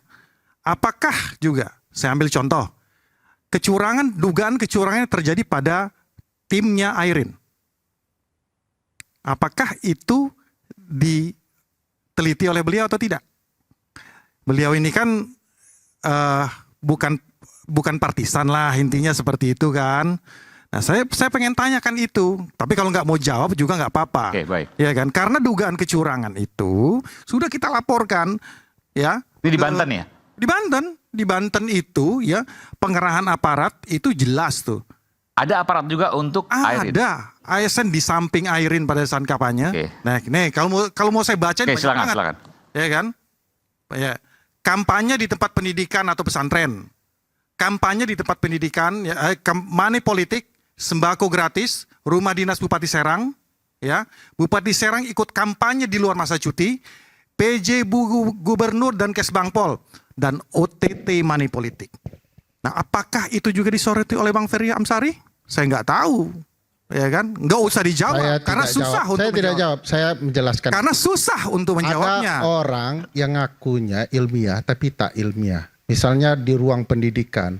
Sekarang menurut undang-undang dan Anda bisa jawab itu enggak? Anda teliti itu apa enggak? Saya tidak jawab Anda. Ya, saya menjelaskan. Anda nggak bisa jawab karena Anda partisan. Saya menjelaskan. Anda hanya menyoroti Andra Soni saja, tapi tidak menyoroti masalah kecurangan yang dilakukan oleh Airin. Itu masalahnya. Orang tidak ilmiah, dia tidak baca laporan. Terserah, ya kan? Anda aktor film Dirty Vote. Iya, tidak apa-apa. Ya. Dituduh aktor tidak ilmiah tak apa-apa. Ya.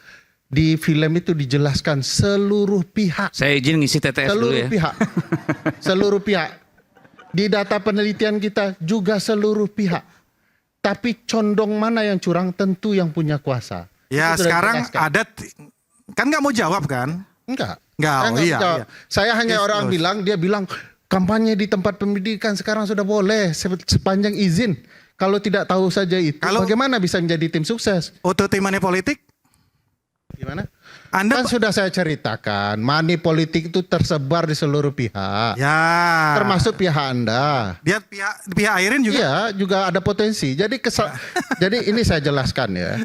Yang kami bicarakan bukan pelanggaran seperti money politik kecil. Adil dalam pikiran itu harus sudah mulai diterapkan. Saya sudah jelaskan nih sekarang. Ya, kan? Bahwa untuk money politik kecil hampir di seluruh pihak, di seluruh tempat. Oke. Termasuk Banten. Tapi yang menggunakan aparat, menggerakkan suara, mempermainkan publik, menggunakan kekuasaannya hanya salah satu pihak yang maksimal dan punya kekuatan. Saya bacakan boleh datanya? Silakan. Ya kan? Atau kirimkan linknya aja biar bisa diskusi nanti habis ini. Ini detiknya sudah jelas nih, ya kan? Dugaan keterlibatan ASN, ya kan, di Provinsi Banten, ya kan? Itu di Bawaslu, data Bawaslu. Ya udah laporkan di Bawaslu ya, bahwa ASN tersebut mendampingi Airin pada saat kampanye. Nah, kan ini luput dari penilaian dan identifikasi daripada Ferry Amsari atau menutup mata terhadap hal tersebut. Itu aja. Aiman, yang kita bicarakan bukan satu kesalahan, dua kesalahan. Tadi katanya kita bilang, kita kan ya misalnya ASN terlibat itu di mana saja di seluruh pihak. Udah kayak gitu loh. Permainan Pak Jokowi juga saya sudah ceritakan. Bagaimana mempengaruhi ASN? Ya juga Airin juga siapapun akan mana permainan Airin mana? Kan tidak ceritakan. Nggak ada kan. Kalau Anda ceritakan, saya cerita Airin curang. Ada satu orang ASN terlibat dalam kampanyenya. Itu tidak punya nilai kekuatan hukum. Di MK juga tidak terima. Jadi yang saya ceritakan kecurangan yang berdampak kepada hasil suara. Itu problematika cara berpikir ilmiah. Saya pakai cara penilaian Anda. Apa yang Anda sampaikan itu juga tidak berlaku di MK. Ya kan? Tidak berlaku di MK atau tidak, nanti kita akan lanjutkan saat lagi termasuk ke Bung Rocky. Selepas jeda kami akan segera kembali.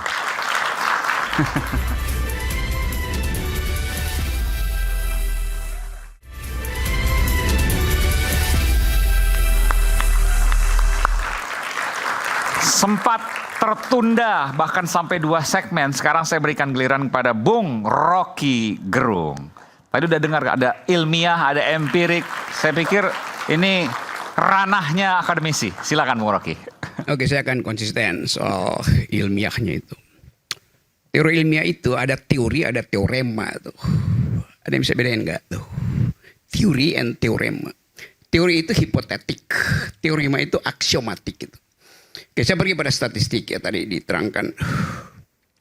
Kalau misalnya tadi berapa Airin lalu jatuh ke Oke, itu artinya P value-nya itu mendekati 1. Pak Sembiring ngerti statistik. Artinya dia insignificant. Anda masukkan semua variabel di situ. Soal psikologi, soal sensasi, korupsi segala macam itu tetap itu statistically insignificant. Sekarang pertanyaannya, kalau dia tidak signifikan secara statistik, ceteris paribus, hal-hal lain kita anggap tetap, boleh nggak Bawaslu mempersoalkan statistik itu? Ini serius. Nggak ada di dalam statistik jatuh dari 70 ke 30, nggak pernah ada. Artinya ada faktor lain di situ. Tidak mungkin ada orang yang jatuh cinta habis-habisan tiba-tiba dia bunuh diri itu. Mesti ada prosesnya itu. Nah di situ teorema bekerja tuh. Jadi kecurigaan saya pasti ada internal atau apalagi eksternal faktor yang menyebabkan statistically insignificant itu harus dipersoalkan. Apa yang ada di situ? Pasti ada variabel non elektoral masuk di situ. Itu poin saya. Nanti saya elaborasi kalau kurang ngerti soal teori statistik. Ya. Jadi di kasus Banten itu Airin ditipu. Pembuktiannya mudah. P value-nya mendekati 1. Jadi di situ pentingnya untuk kita bicara secara ilmiah itu dengan menaruh dalam tanda kurung seluruh kecurigaan. Pasti dikerjain. Kalau nggak percaya tanya ChatGPT. If and all only if. Yes. P value-nya less than 5%, then it must be an external factor. Pasti begitu jawabnya tuh. Mestinya Bawaslu curiga soal itu. Itu masalahnya. Masa ditipu begituan Bawaslu bilang itu problem, iya problem pemilih, tapi secara statistik dia insignifikan itu kan. Satu, yang kedua soal tadi DKI juga saya masuk dalam soal teoremanya tuh. C6 itu bisa nggak nyampe. Tetapi publik Jakarta diberitahu oleh regulasi pakai KTP. Kan itu penyelesaiannya kan. Jadi kalau dia nggak pakai KTP bukan berarti dia menghindar datang ke atau tidak datang ke TPS karena nggak dapat C6. Lo ada KTP kok. Di teoremanya begitu. Jadi tidak mungkin misalnya itu dibatalkan hanya karena C6 tidak nyampe. Lo ada KTP dan itu keputusan keputusan regulasi Mahkamah Konstitusi. Jadi dalam dua kasus itu tanpa saya menggunakan segala macam sensasi, saya bisa terangkan secara akademis bahwa tidak ada penipuan kalau diandalkan pada C6. Ada KTP jalan keluarnya di Jakarta. Di Banten ada penipuan karena dia drop dari 70 ke 30 tuh. Apapun keterangannya itu secara statistik, secara ilmiah itu keliru tuh. Assalamualaikum warahmatullahi wabarakatuh. Bentar, saya mau tanya ke Bung Rocky. Tadi kan nanya ke ChatGPT, pasti kalau seandainya ada perubahan yang drastis seperti itu, maka bukan internal, tapi eksternal. Iya, bisa internal, bisa eksternal. Tetapi di internalnya kita udah kasih ceteris paribusnya tuh. Okay. Berarti eksternal apa? Yang Anda sebut aparat, Anda sebut wercok segala macam, itu poinnya. Dan itu mesti diperiksa oleh Bawaslu. Nggak bisa Bawaslu bilang, ya itu pemilihannya begitu udah terjadi. Iya, tapi secara ilmiah itu ada yang nipu di situ. Kan otak kita dibiasakan untuk berpikir tajam, berpikir lurus tuh. Kalau yang itu Bang Rocky tadi yang dipecat KPPS-nya itu Jakarta Timur. Jakarta Timur itu. Ya sama, itu soalnya yang datang memilih itu dia tahu bahwa mau apapun, gue punya KTP, gue berhak datang ke situ. Sama, selesai. Dalihnya begitu aja kan. Yang menarik begini Bung Rocky, kalau tadi kemudian ada bicara soal curang misalnya seperti itu, lalu kemudian melapor ke Bawaslu dan tidak ada kepercayaan pada Bawaslu karena apa istilah tadi, tidak bisa menindaklanjuti. Di Bawaslu dia mesti periksa kenapa secara statistik dropnya itu melampaui P value gitu. Gampang aja. Ya buktikan aja Bawaslu, oh itu bukan wilayah kami, itu artinya Bawaslu tidak mau memeriksa sesuatu yang keliru atau batal secara akademis. Bisa nggak Bung Ferry seperti itu? Bawaslu punya inisiatif seperti itu karena ada keanehan misalnya yang dianggap. Sedikit sebelum. Silakan. Jadi setuju dengan Pak Profesor Rocky tadi. Tapi kalau soal ini ya cinta tadi itu ya. Berbalik tiba-tiba. Potong bisa aja orang jadi jatuh cinta tiba-tiba bunuh diri gitu kan. Potong bebek angsa masak di kuali.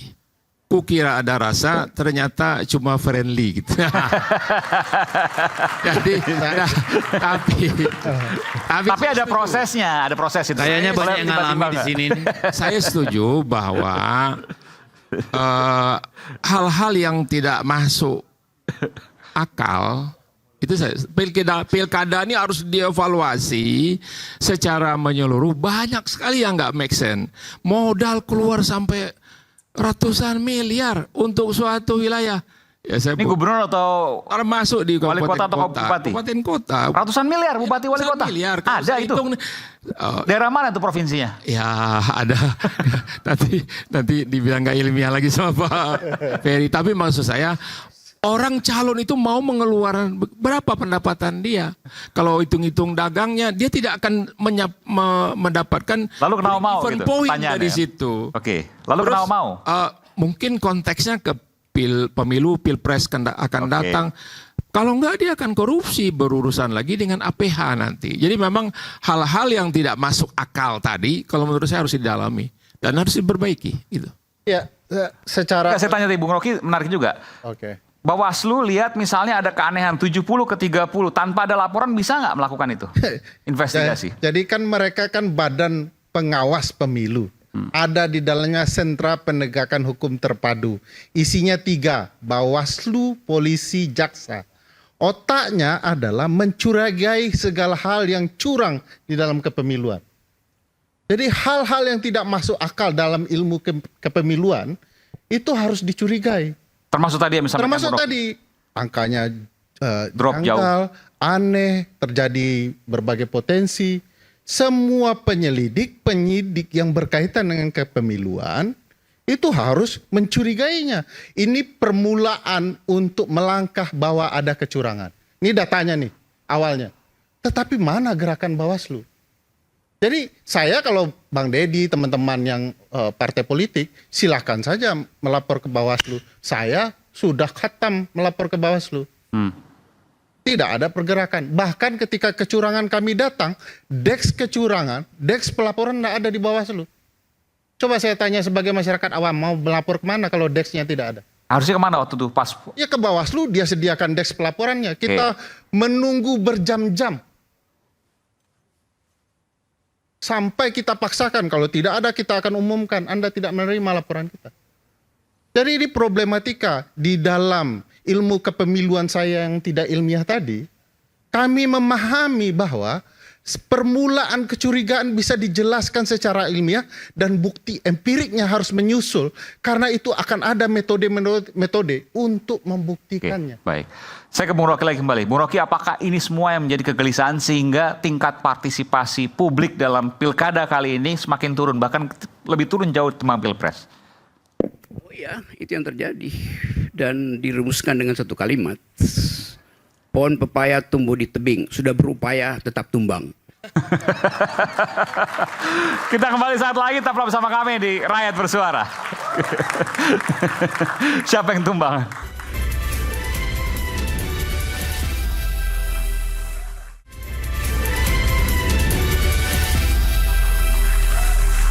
Sampai pada terakhir ya, closing statement dari masing-masing narasumber. Saya berikan kesempatan pertama pada Bung Arief Rosyid. Silakan Bung Arief. Ya, sesuai judul ya, Jakarta belum tamat, saya mungkin lebih spesifik bicara itu ya.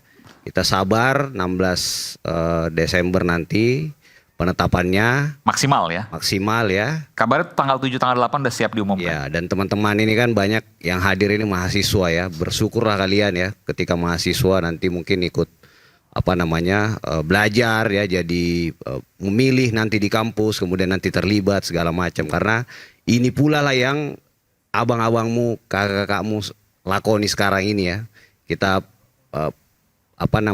memilih pilihan sampai di titik tertentu kita juga harus meyakini ya yang terbaik adalah yang diputuskan lah ya oleh KPU antara 1 putaran atau insya Allah 2 putaran. Ini untuk Jakarta ya? Untuk Jakarta. Dan tentu saja tadi ya refleksi buat kita semua bahwa bangsa ini begitu besar ya, dan kita punya tanggung jawab buat terus menjadi bagian dari proses perbaikan ya dari hal-hal yang masih kurang. Terima kasih. Baik. Oke. Bung Deddy, silakan. Iya, kalau saya melihat bahwa demokrasi kita, politik kita, penegakan hukum kita sedang tidak baik-baik saja. Bukan karena kalah. Bukan karena kalau PDI Perjuangan dibilang kalah, enggak juga, Pak. Ya. Dulu kita hanya menang dari tahun 2015, 17, 18 tuh hanya menang 2020 6 provinsi, sekarang 14 provinsi.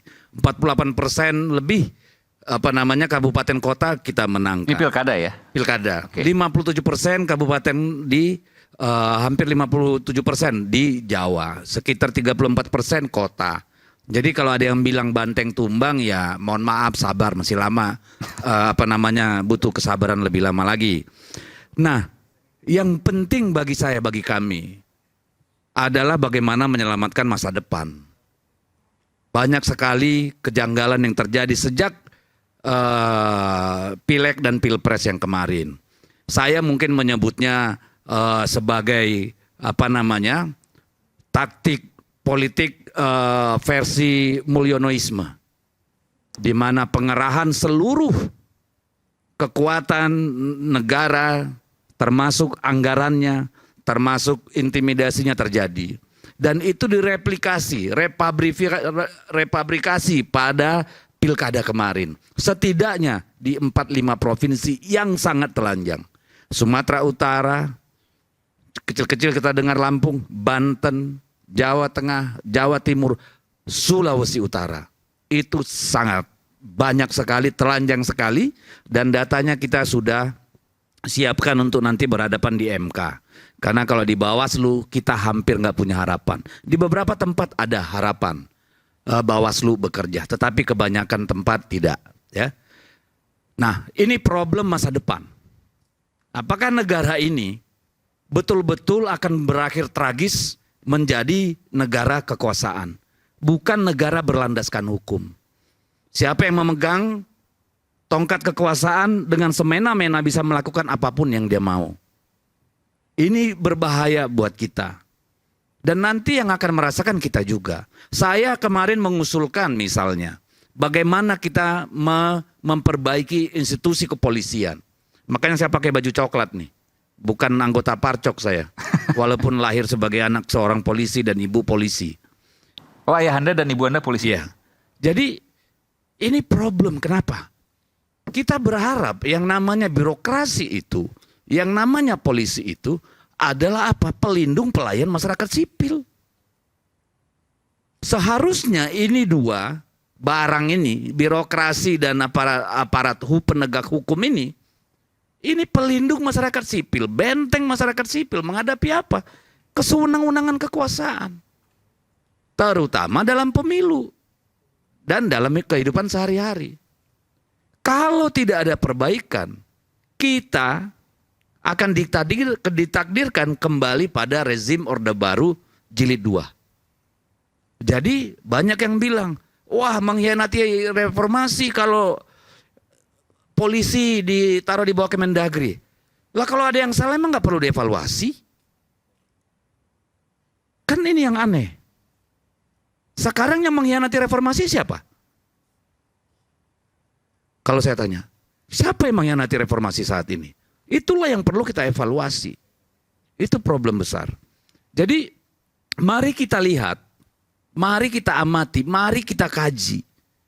Mari kita gunakan nurani dan akal sehat. Supaya negara ini benar. Karena kalau politiknya pemilunya nggak benar, nggak ada orang mau investasi di sini.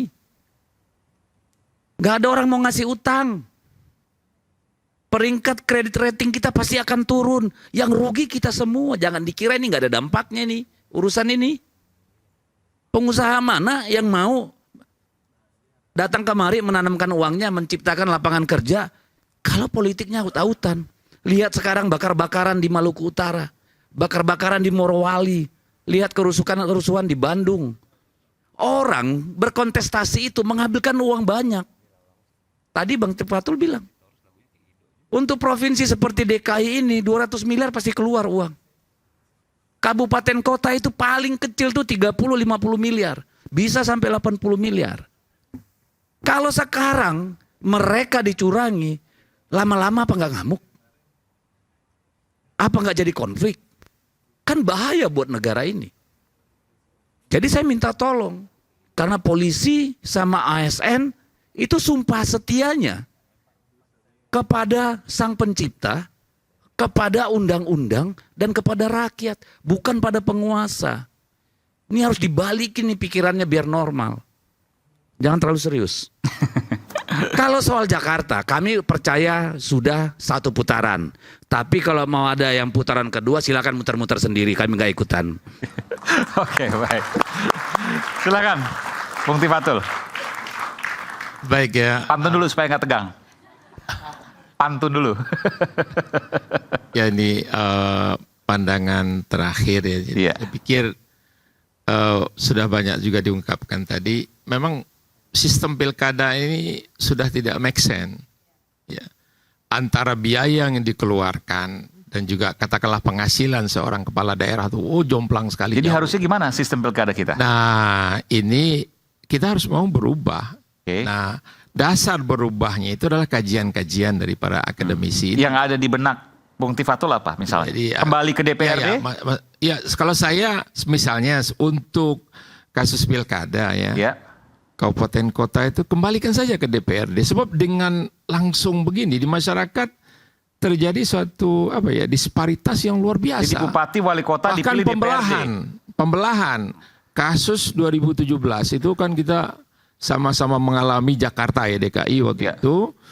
Oh itu kan ada istilah cebong dan kampret dan seterusnya. Jadi maksud saya ada terjadi pembelahan. Jadi kalau saya misalnya seperti masalah pengawas pemilu, kayaknya diserahkan kepada satu badan. Kita ragu badan ini bekerja dengan baik, dengan jujur, sesuai aturan atau tidak. Tadi sudah disampaikan juga oleh Pak Ferry, ini kok laporan nggak ditanggapi dan seterusnya.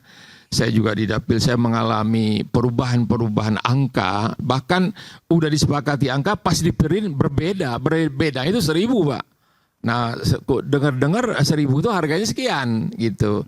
Nah, jadi saya mungkin lebih baik untuk panitia pengawas pemilu atau Bawaslu ini jadi dari partai-partai lagi. Kalau sama partai itu kita juga nggak enak Pak.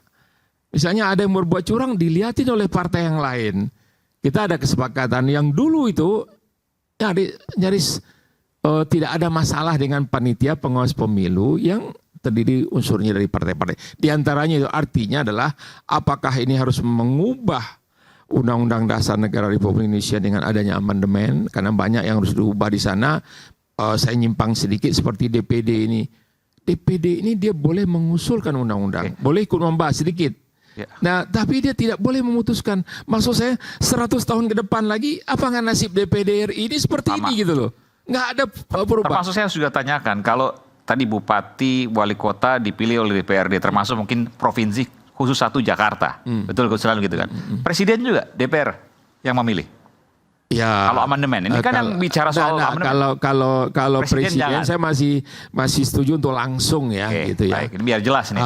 Tapi kalau di bawah ini kan pertarungannya udah nggak masuk akal, biaya yang keluar lebih besar. Jadi artinya apakah harus mengubah regulasi, apakah harus mengubah amandemen kembali konstitusi, saya setuju untuk itu, untuk perbaikan. Terus based on kajian daripada akademisi, dan akademisi ini kan dia berpikir pure saintik ya. Dia apa yang disampaikan Bung Ferry Amsari, Bung Tif percaya? Saya setuju. 100% percaya itu? Bukan 100% percaya, saya setuju dengan metodenya itu. Oke, baik. Hasilnya metodenya oke. Belum detail kan, belum detail tadi Pak Kalau Ferry juga metodenya oke, hasilnya berarti benar dong? Hah? Kalau metodenya benar, hasilnya benar dong? Nah hasil detailnya tadi kan belum diungkap. Ya, jadi kalau ditutup kejadah beli habaya. udah ya gitu. Bu Ferry silakan. Mau dibalas pantun dulu nggak? Nggak punya kesanggupan, belum datuk saya. Di bulan September kami sudah menyampaikan bahwa pilkada kita akan jauh lebih repot dibandingkan pilpres. Sebab akan ada mata yang fokus kemana-mana, sementara mungkin kecurangan terjadi di tempat lain. Karena pilkada kita itu jumlahnya 545 dan itu serentak. Misalnya kita dapat laporan dari pendukung Pak Andra Soni bahwa Bu Airin curang, katakanlah begitu ya, walaupun datanya tidak jelas. Kita datangi karena ada informasi awal, ternyata kosong gitu ya. Lalu ternyata ada juga laporan dari tempat lain bahwa curang, ternyata juga tidak pasti datanya. Jadi ini problematika yang menguntungkan orang yang punya kekuatan. Kita sudah jelaskan motifnya itu jelas sekali secara ilmiah, tidak mungkin tidak sengaja, polanya, ada polanya. Misalnya tadi kita cerita KASN, lalu ada aparat tertentu, bagaimana jumlahnya dijumlahkan sangat banyak datang ke TPS. Titik rawan. Titik rawannya dibuat sendiri dan segala macam. Nah, bagi saya sebenarnya tanggung jawab kami menjelaskan ke publik sudah kami lakukan. Tugas aparatlah memastikan kecurangan itu dibuktikan di pengadilan. Saya monggo dibilang tidak ilmiah ya. Silahkan, tidak apa-apa. Siapapun partainya, siapapun calonnya, kalau ada data kecurangan pihak lain kami terima. Dari Bang Dedi, dari teman-teman di Jakarta, pendukung Pak RK, nggak apa-apa. Kami akan terima, kita analisa bersama dan kita temukan pembuktiannya. Yang paling menakutkan bagi saya adalah Mahkamah Konstitusi sebagai the guardian of the Constitution, sekaligus demokrasi katanya begitu ya. Bagaimana Mahkamah punya kesempatan setelah Pilpres menurut saya sangat gagal membuktikan. Jadi kecurangan tidak dibuktikan di Mahkamah Konstitusi ketika itu. Tapi yang dicari adalah bagaimana publik kemudian membuktikan sesuatu yang tidak publik mampu. Saya kasih contoh. Menurut orang Indonesia, kehadiran 4 menteri itu menentukan apa dalam ruang pengadilan kita. Kalau sedari awal kehadiran mereka sudah salah. Mereka dinyatakan sebagai pemberi keterangan lain. Apa itu di pengadilan di muka bumi ini pemberi keterangan lain? Mereka itu adalah pelaku terlibat dalam bansos gentong babi. 4 menteri, bahkan ada 1 yang tidak dipanggil. Padahal sudah jelas-jelas curang. Pak Zulhas misalnya. Menggunakan fasilitas negara tidak dipanggil mahkamah. Lalu dikatakan... Ini waktu Pilpres ya maksudnya? Iya, saya mau menjelaskan ke sana di MK-nya. Untuk pembuktian pilkada. Kalau metodenya begini, sulit kita akan menemukan keadilan. Karena mereka itu bukanlah pemberi keterangan, mereka saksi. Setidak-tidaknya kalau tidak disebut tersangka, pelaku. Gitu. Tapi tidak dilakukan oleh pengadilan kita. Bagaimana di pilkada besok, ada 545, MK biasanya lari cepat, gitu ya.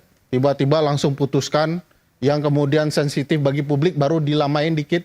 Potensinya Jakarta, Jawa Tengah, Banten akan lama. Bahkan kalau pakai Banten, jangan-jangan nanti akan ada upaya penghitungan 1% tadi ambang batas. Ya, tiba-tiba tidak bisa mengajukan dan segala macam. Nah ini betul-betul kita harus pantau publik semua. Ini pilkada kita, milik kita. Tidak pernah milik siapapun selain pemilih Indonesia. Jadi harapannya kita sama-sama memantau. Ini bukan soal menyombongkan diri teman-teman di Dirty Vote. Sampai detik ini, Bang Iman, saya ulang lagi. Tidak ada yang membantah keilmiannya. Bilang, ini berpihak. Tapi dia tidak pernah membantah satupun dalil soal kecurangan itu. Yang saya takutkan, ini saya takut. Apa yang hendak kami dalilkan soal kecurangan di pilkada juga tidak ingin dibantah oleh pihak yang curang. Dia hanya sekedar tuding-tuding saja. Ini pihak tertentu, ini partisan. Datanya dia tidak pernah bantah. Karena dia takut bahwa dia tidak punya kemampuan untuk membantah data itu, yang mereka mampu hanyalah melakukan kecurangan. Sekian, terima kasih. Nah, tadi sedikit menyinggung soal Pilpres, mungkin ada yang mau disampaikan terkait itu juga. Silakan, Bu Henderson. Ya, singkat saja bahwa dalam setiap kontestasi, Pilpres, Pilkada, tentunya ada menang dan ada kalah. Spiritnya yaitu adalah jiwa kesatria untuk menerima kekalahan dan juga untuk menerima kemenangan. Kalau kita melihat statistik dari 6 daerah, ya sementara skornya kan 5-1. Kita nggak jumawa tentang hal tersebut, biasa aja. Ya, DKI sementara unggul tipis, tidak perlu harus euforia juga. Untuk 5 daerah lain yang dianggap spotlight, tidak pernah kita juga untuk menyombongkan diri dan bereporia tentang hal tersebut. Karena tetap kepastiannya nanti ada di hasil daripada KPU itu sendiri. Itu yang pertama.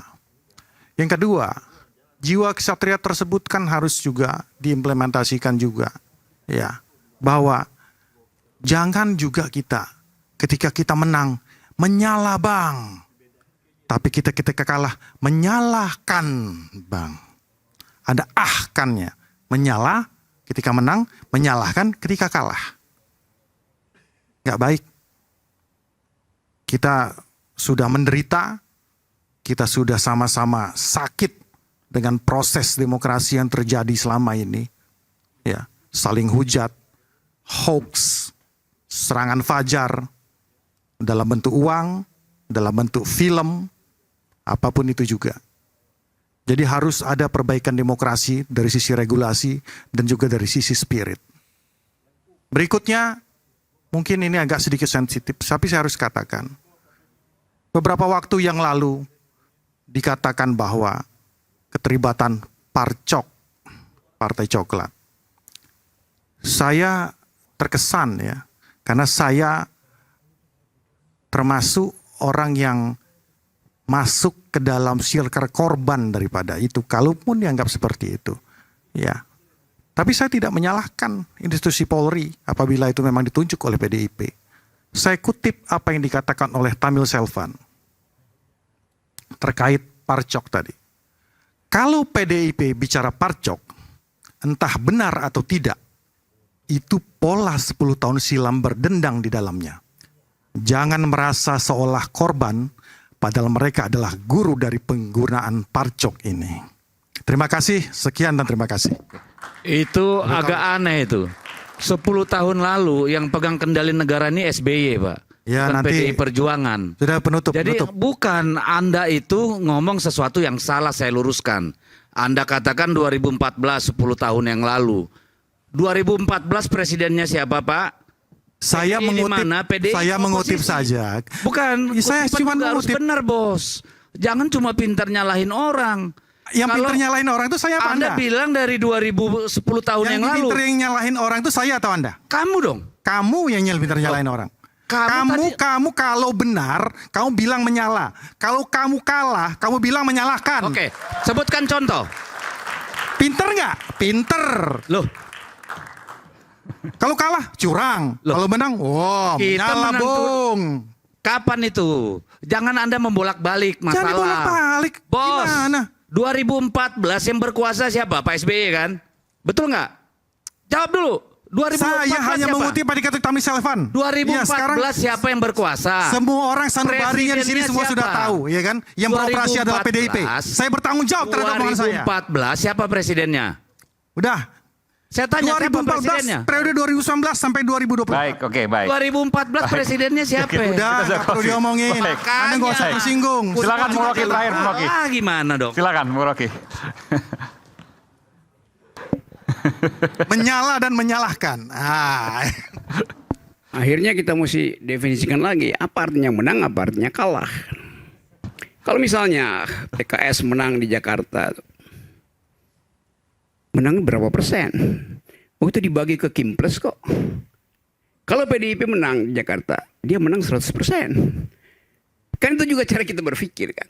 Jadi euforia itu kalau misalnya sebetulnya Ridwan RK menang itu, ya itu menangnya itu digembirakan bukan 100% karena setiap partai pendukung akan ambil bagian-bagiannya. Kalau PDI menang, dia bergembira 100%. Itu yang saya mau terangkan, bahwa menang secara ideologis, bukan secara pragmatis. Kalau PKS menang, itu menang secara pragmatis. Ada urusan apa Ridwan Kamil dengan ideologi PKS misalnya. Kalau PDIP menang, pasti menang secara ideologis. Nah itu yang saya inginkan. Persaingan politik itu dasarnya ada argumentasi ideologis. Itu yang mesti kita lakukan sebetulnya. Jadi kemungkinan-kemungkinan itu kita balikkan pada sistem pemilu kita tuh. Kita mau berkelahi dalam soal itu, tapi kita sebetulnya dikendalikan oleh semacam penghambaan pada, oh ya ini Ridwan Kamil menang. Iya, gue tahu dia menang akhirnya, tapi gue tahu dia pergi menjadi hambanya Mulyono, pergi ke Solo tuh. Secara mental itu udah kalah sebetulnya dari awal. Kan psikologinya begitu. Akhirnya. Jadi saya kira itu yang mesti kita bayangkan, bahwa kita ingin pemilu itu datang dari apa yang disebut oleh Alexis Tocqueville misalnya, habits of the heart itu. Pilihan hati yang dasarnya ideologis. Bukan karena disuruh, bukan karena dipaksa, bukan karena ditundukkan. Kan itu soalnya. Di Yunani dulu pemilihan itu nggak pakai suara, itu diundi aja. Karena setiap orang di demokrasi awal Athena punya kapasitas keadilan yang sama. Kalau Anda terpilih terundi di situ, Anda pasti akan wakili saya. Karena nilai etik Anda sama dengan saya. Itu yang kita inginkan tuh. Kalau sekarang nggak begitu, gabungan antar partai itu artinya resultantenya nol secara etik gitu. Jadi itu kesimpulan saya. Beliau adalah Tifatul Sembiring. Kendati dia betul, kita tidak harus seiring. Terima kasih. Oke. Dan pemirsa, 2 pekan dari hari ini kita akan mengetahui hasil pilkada. Ini bukan sekedar menentukan pemimpin, tapi cara berdemokrasi menjadi penting. Kita bukan bicara kekuasaan 5 atau 10 tahun ke depan, tapi kita bicara soal catatan sejarah untuk generasi di masa yang akan datang. Saya Aiman Wicaksono, sampai jumpa di Rakyat Bersuara berikutnya. Salam.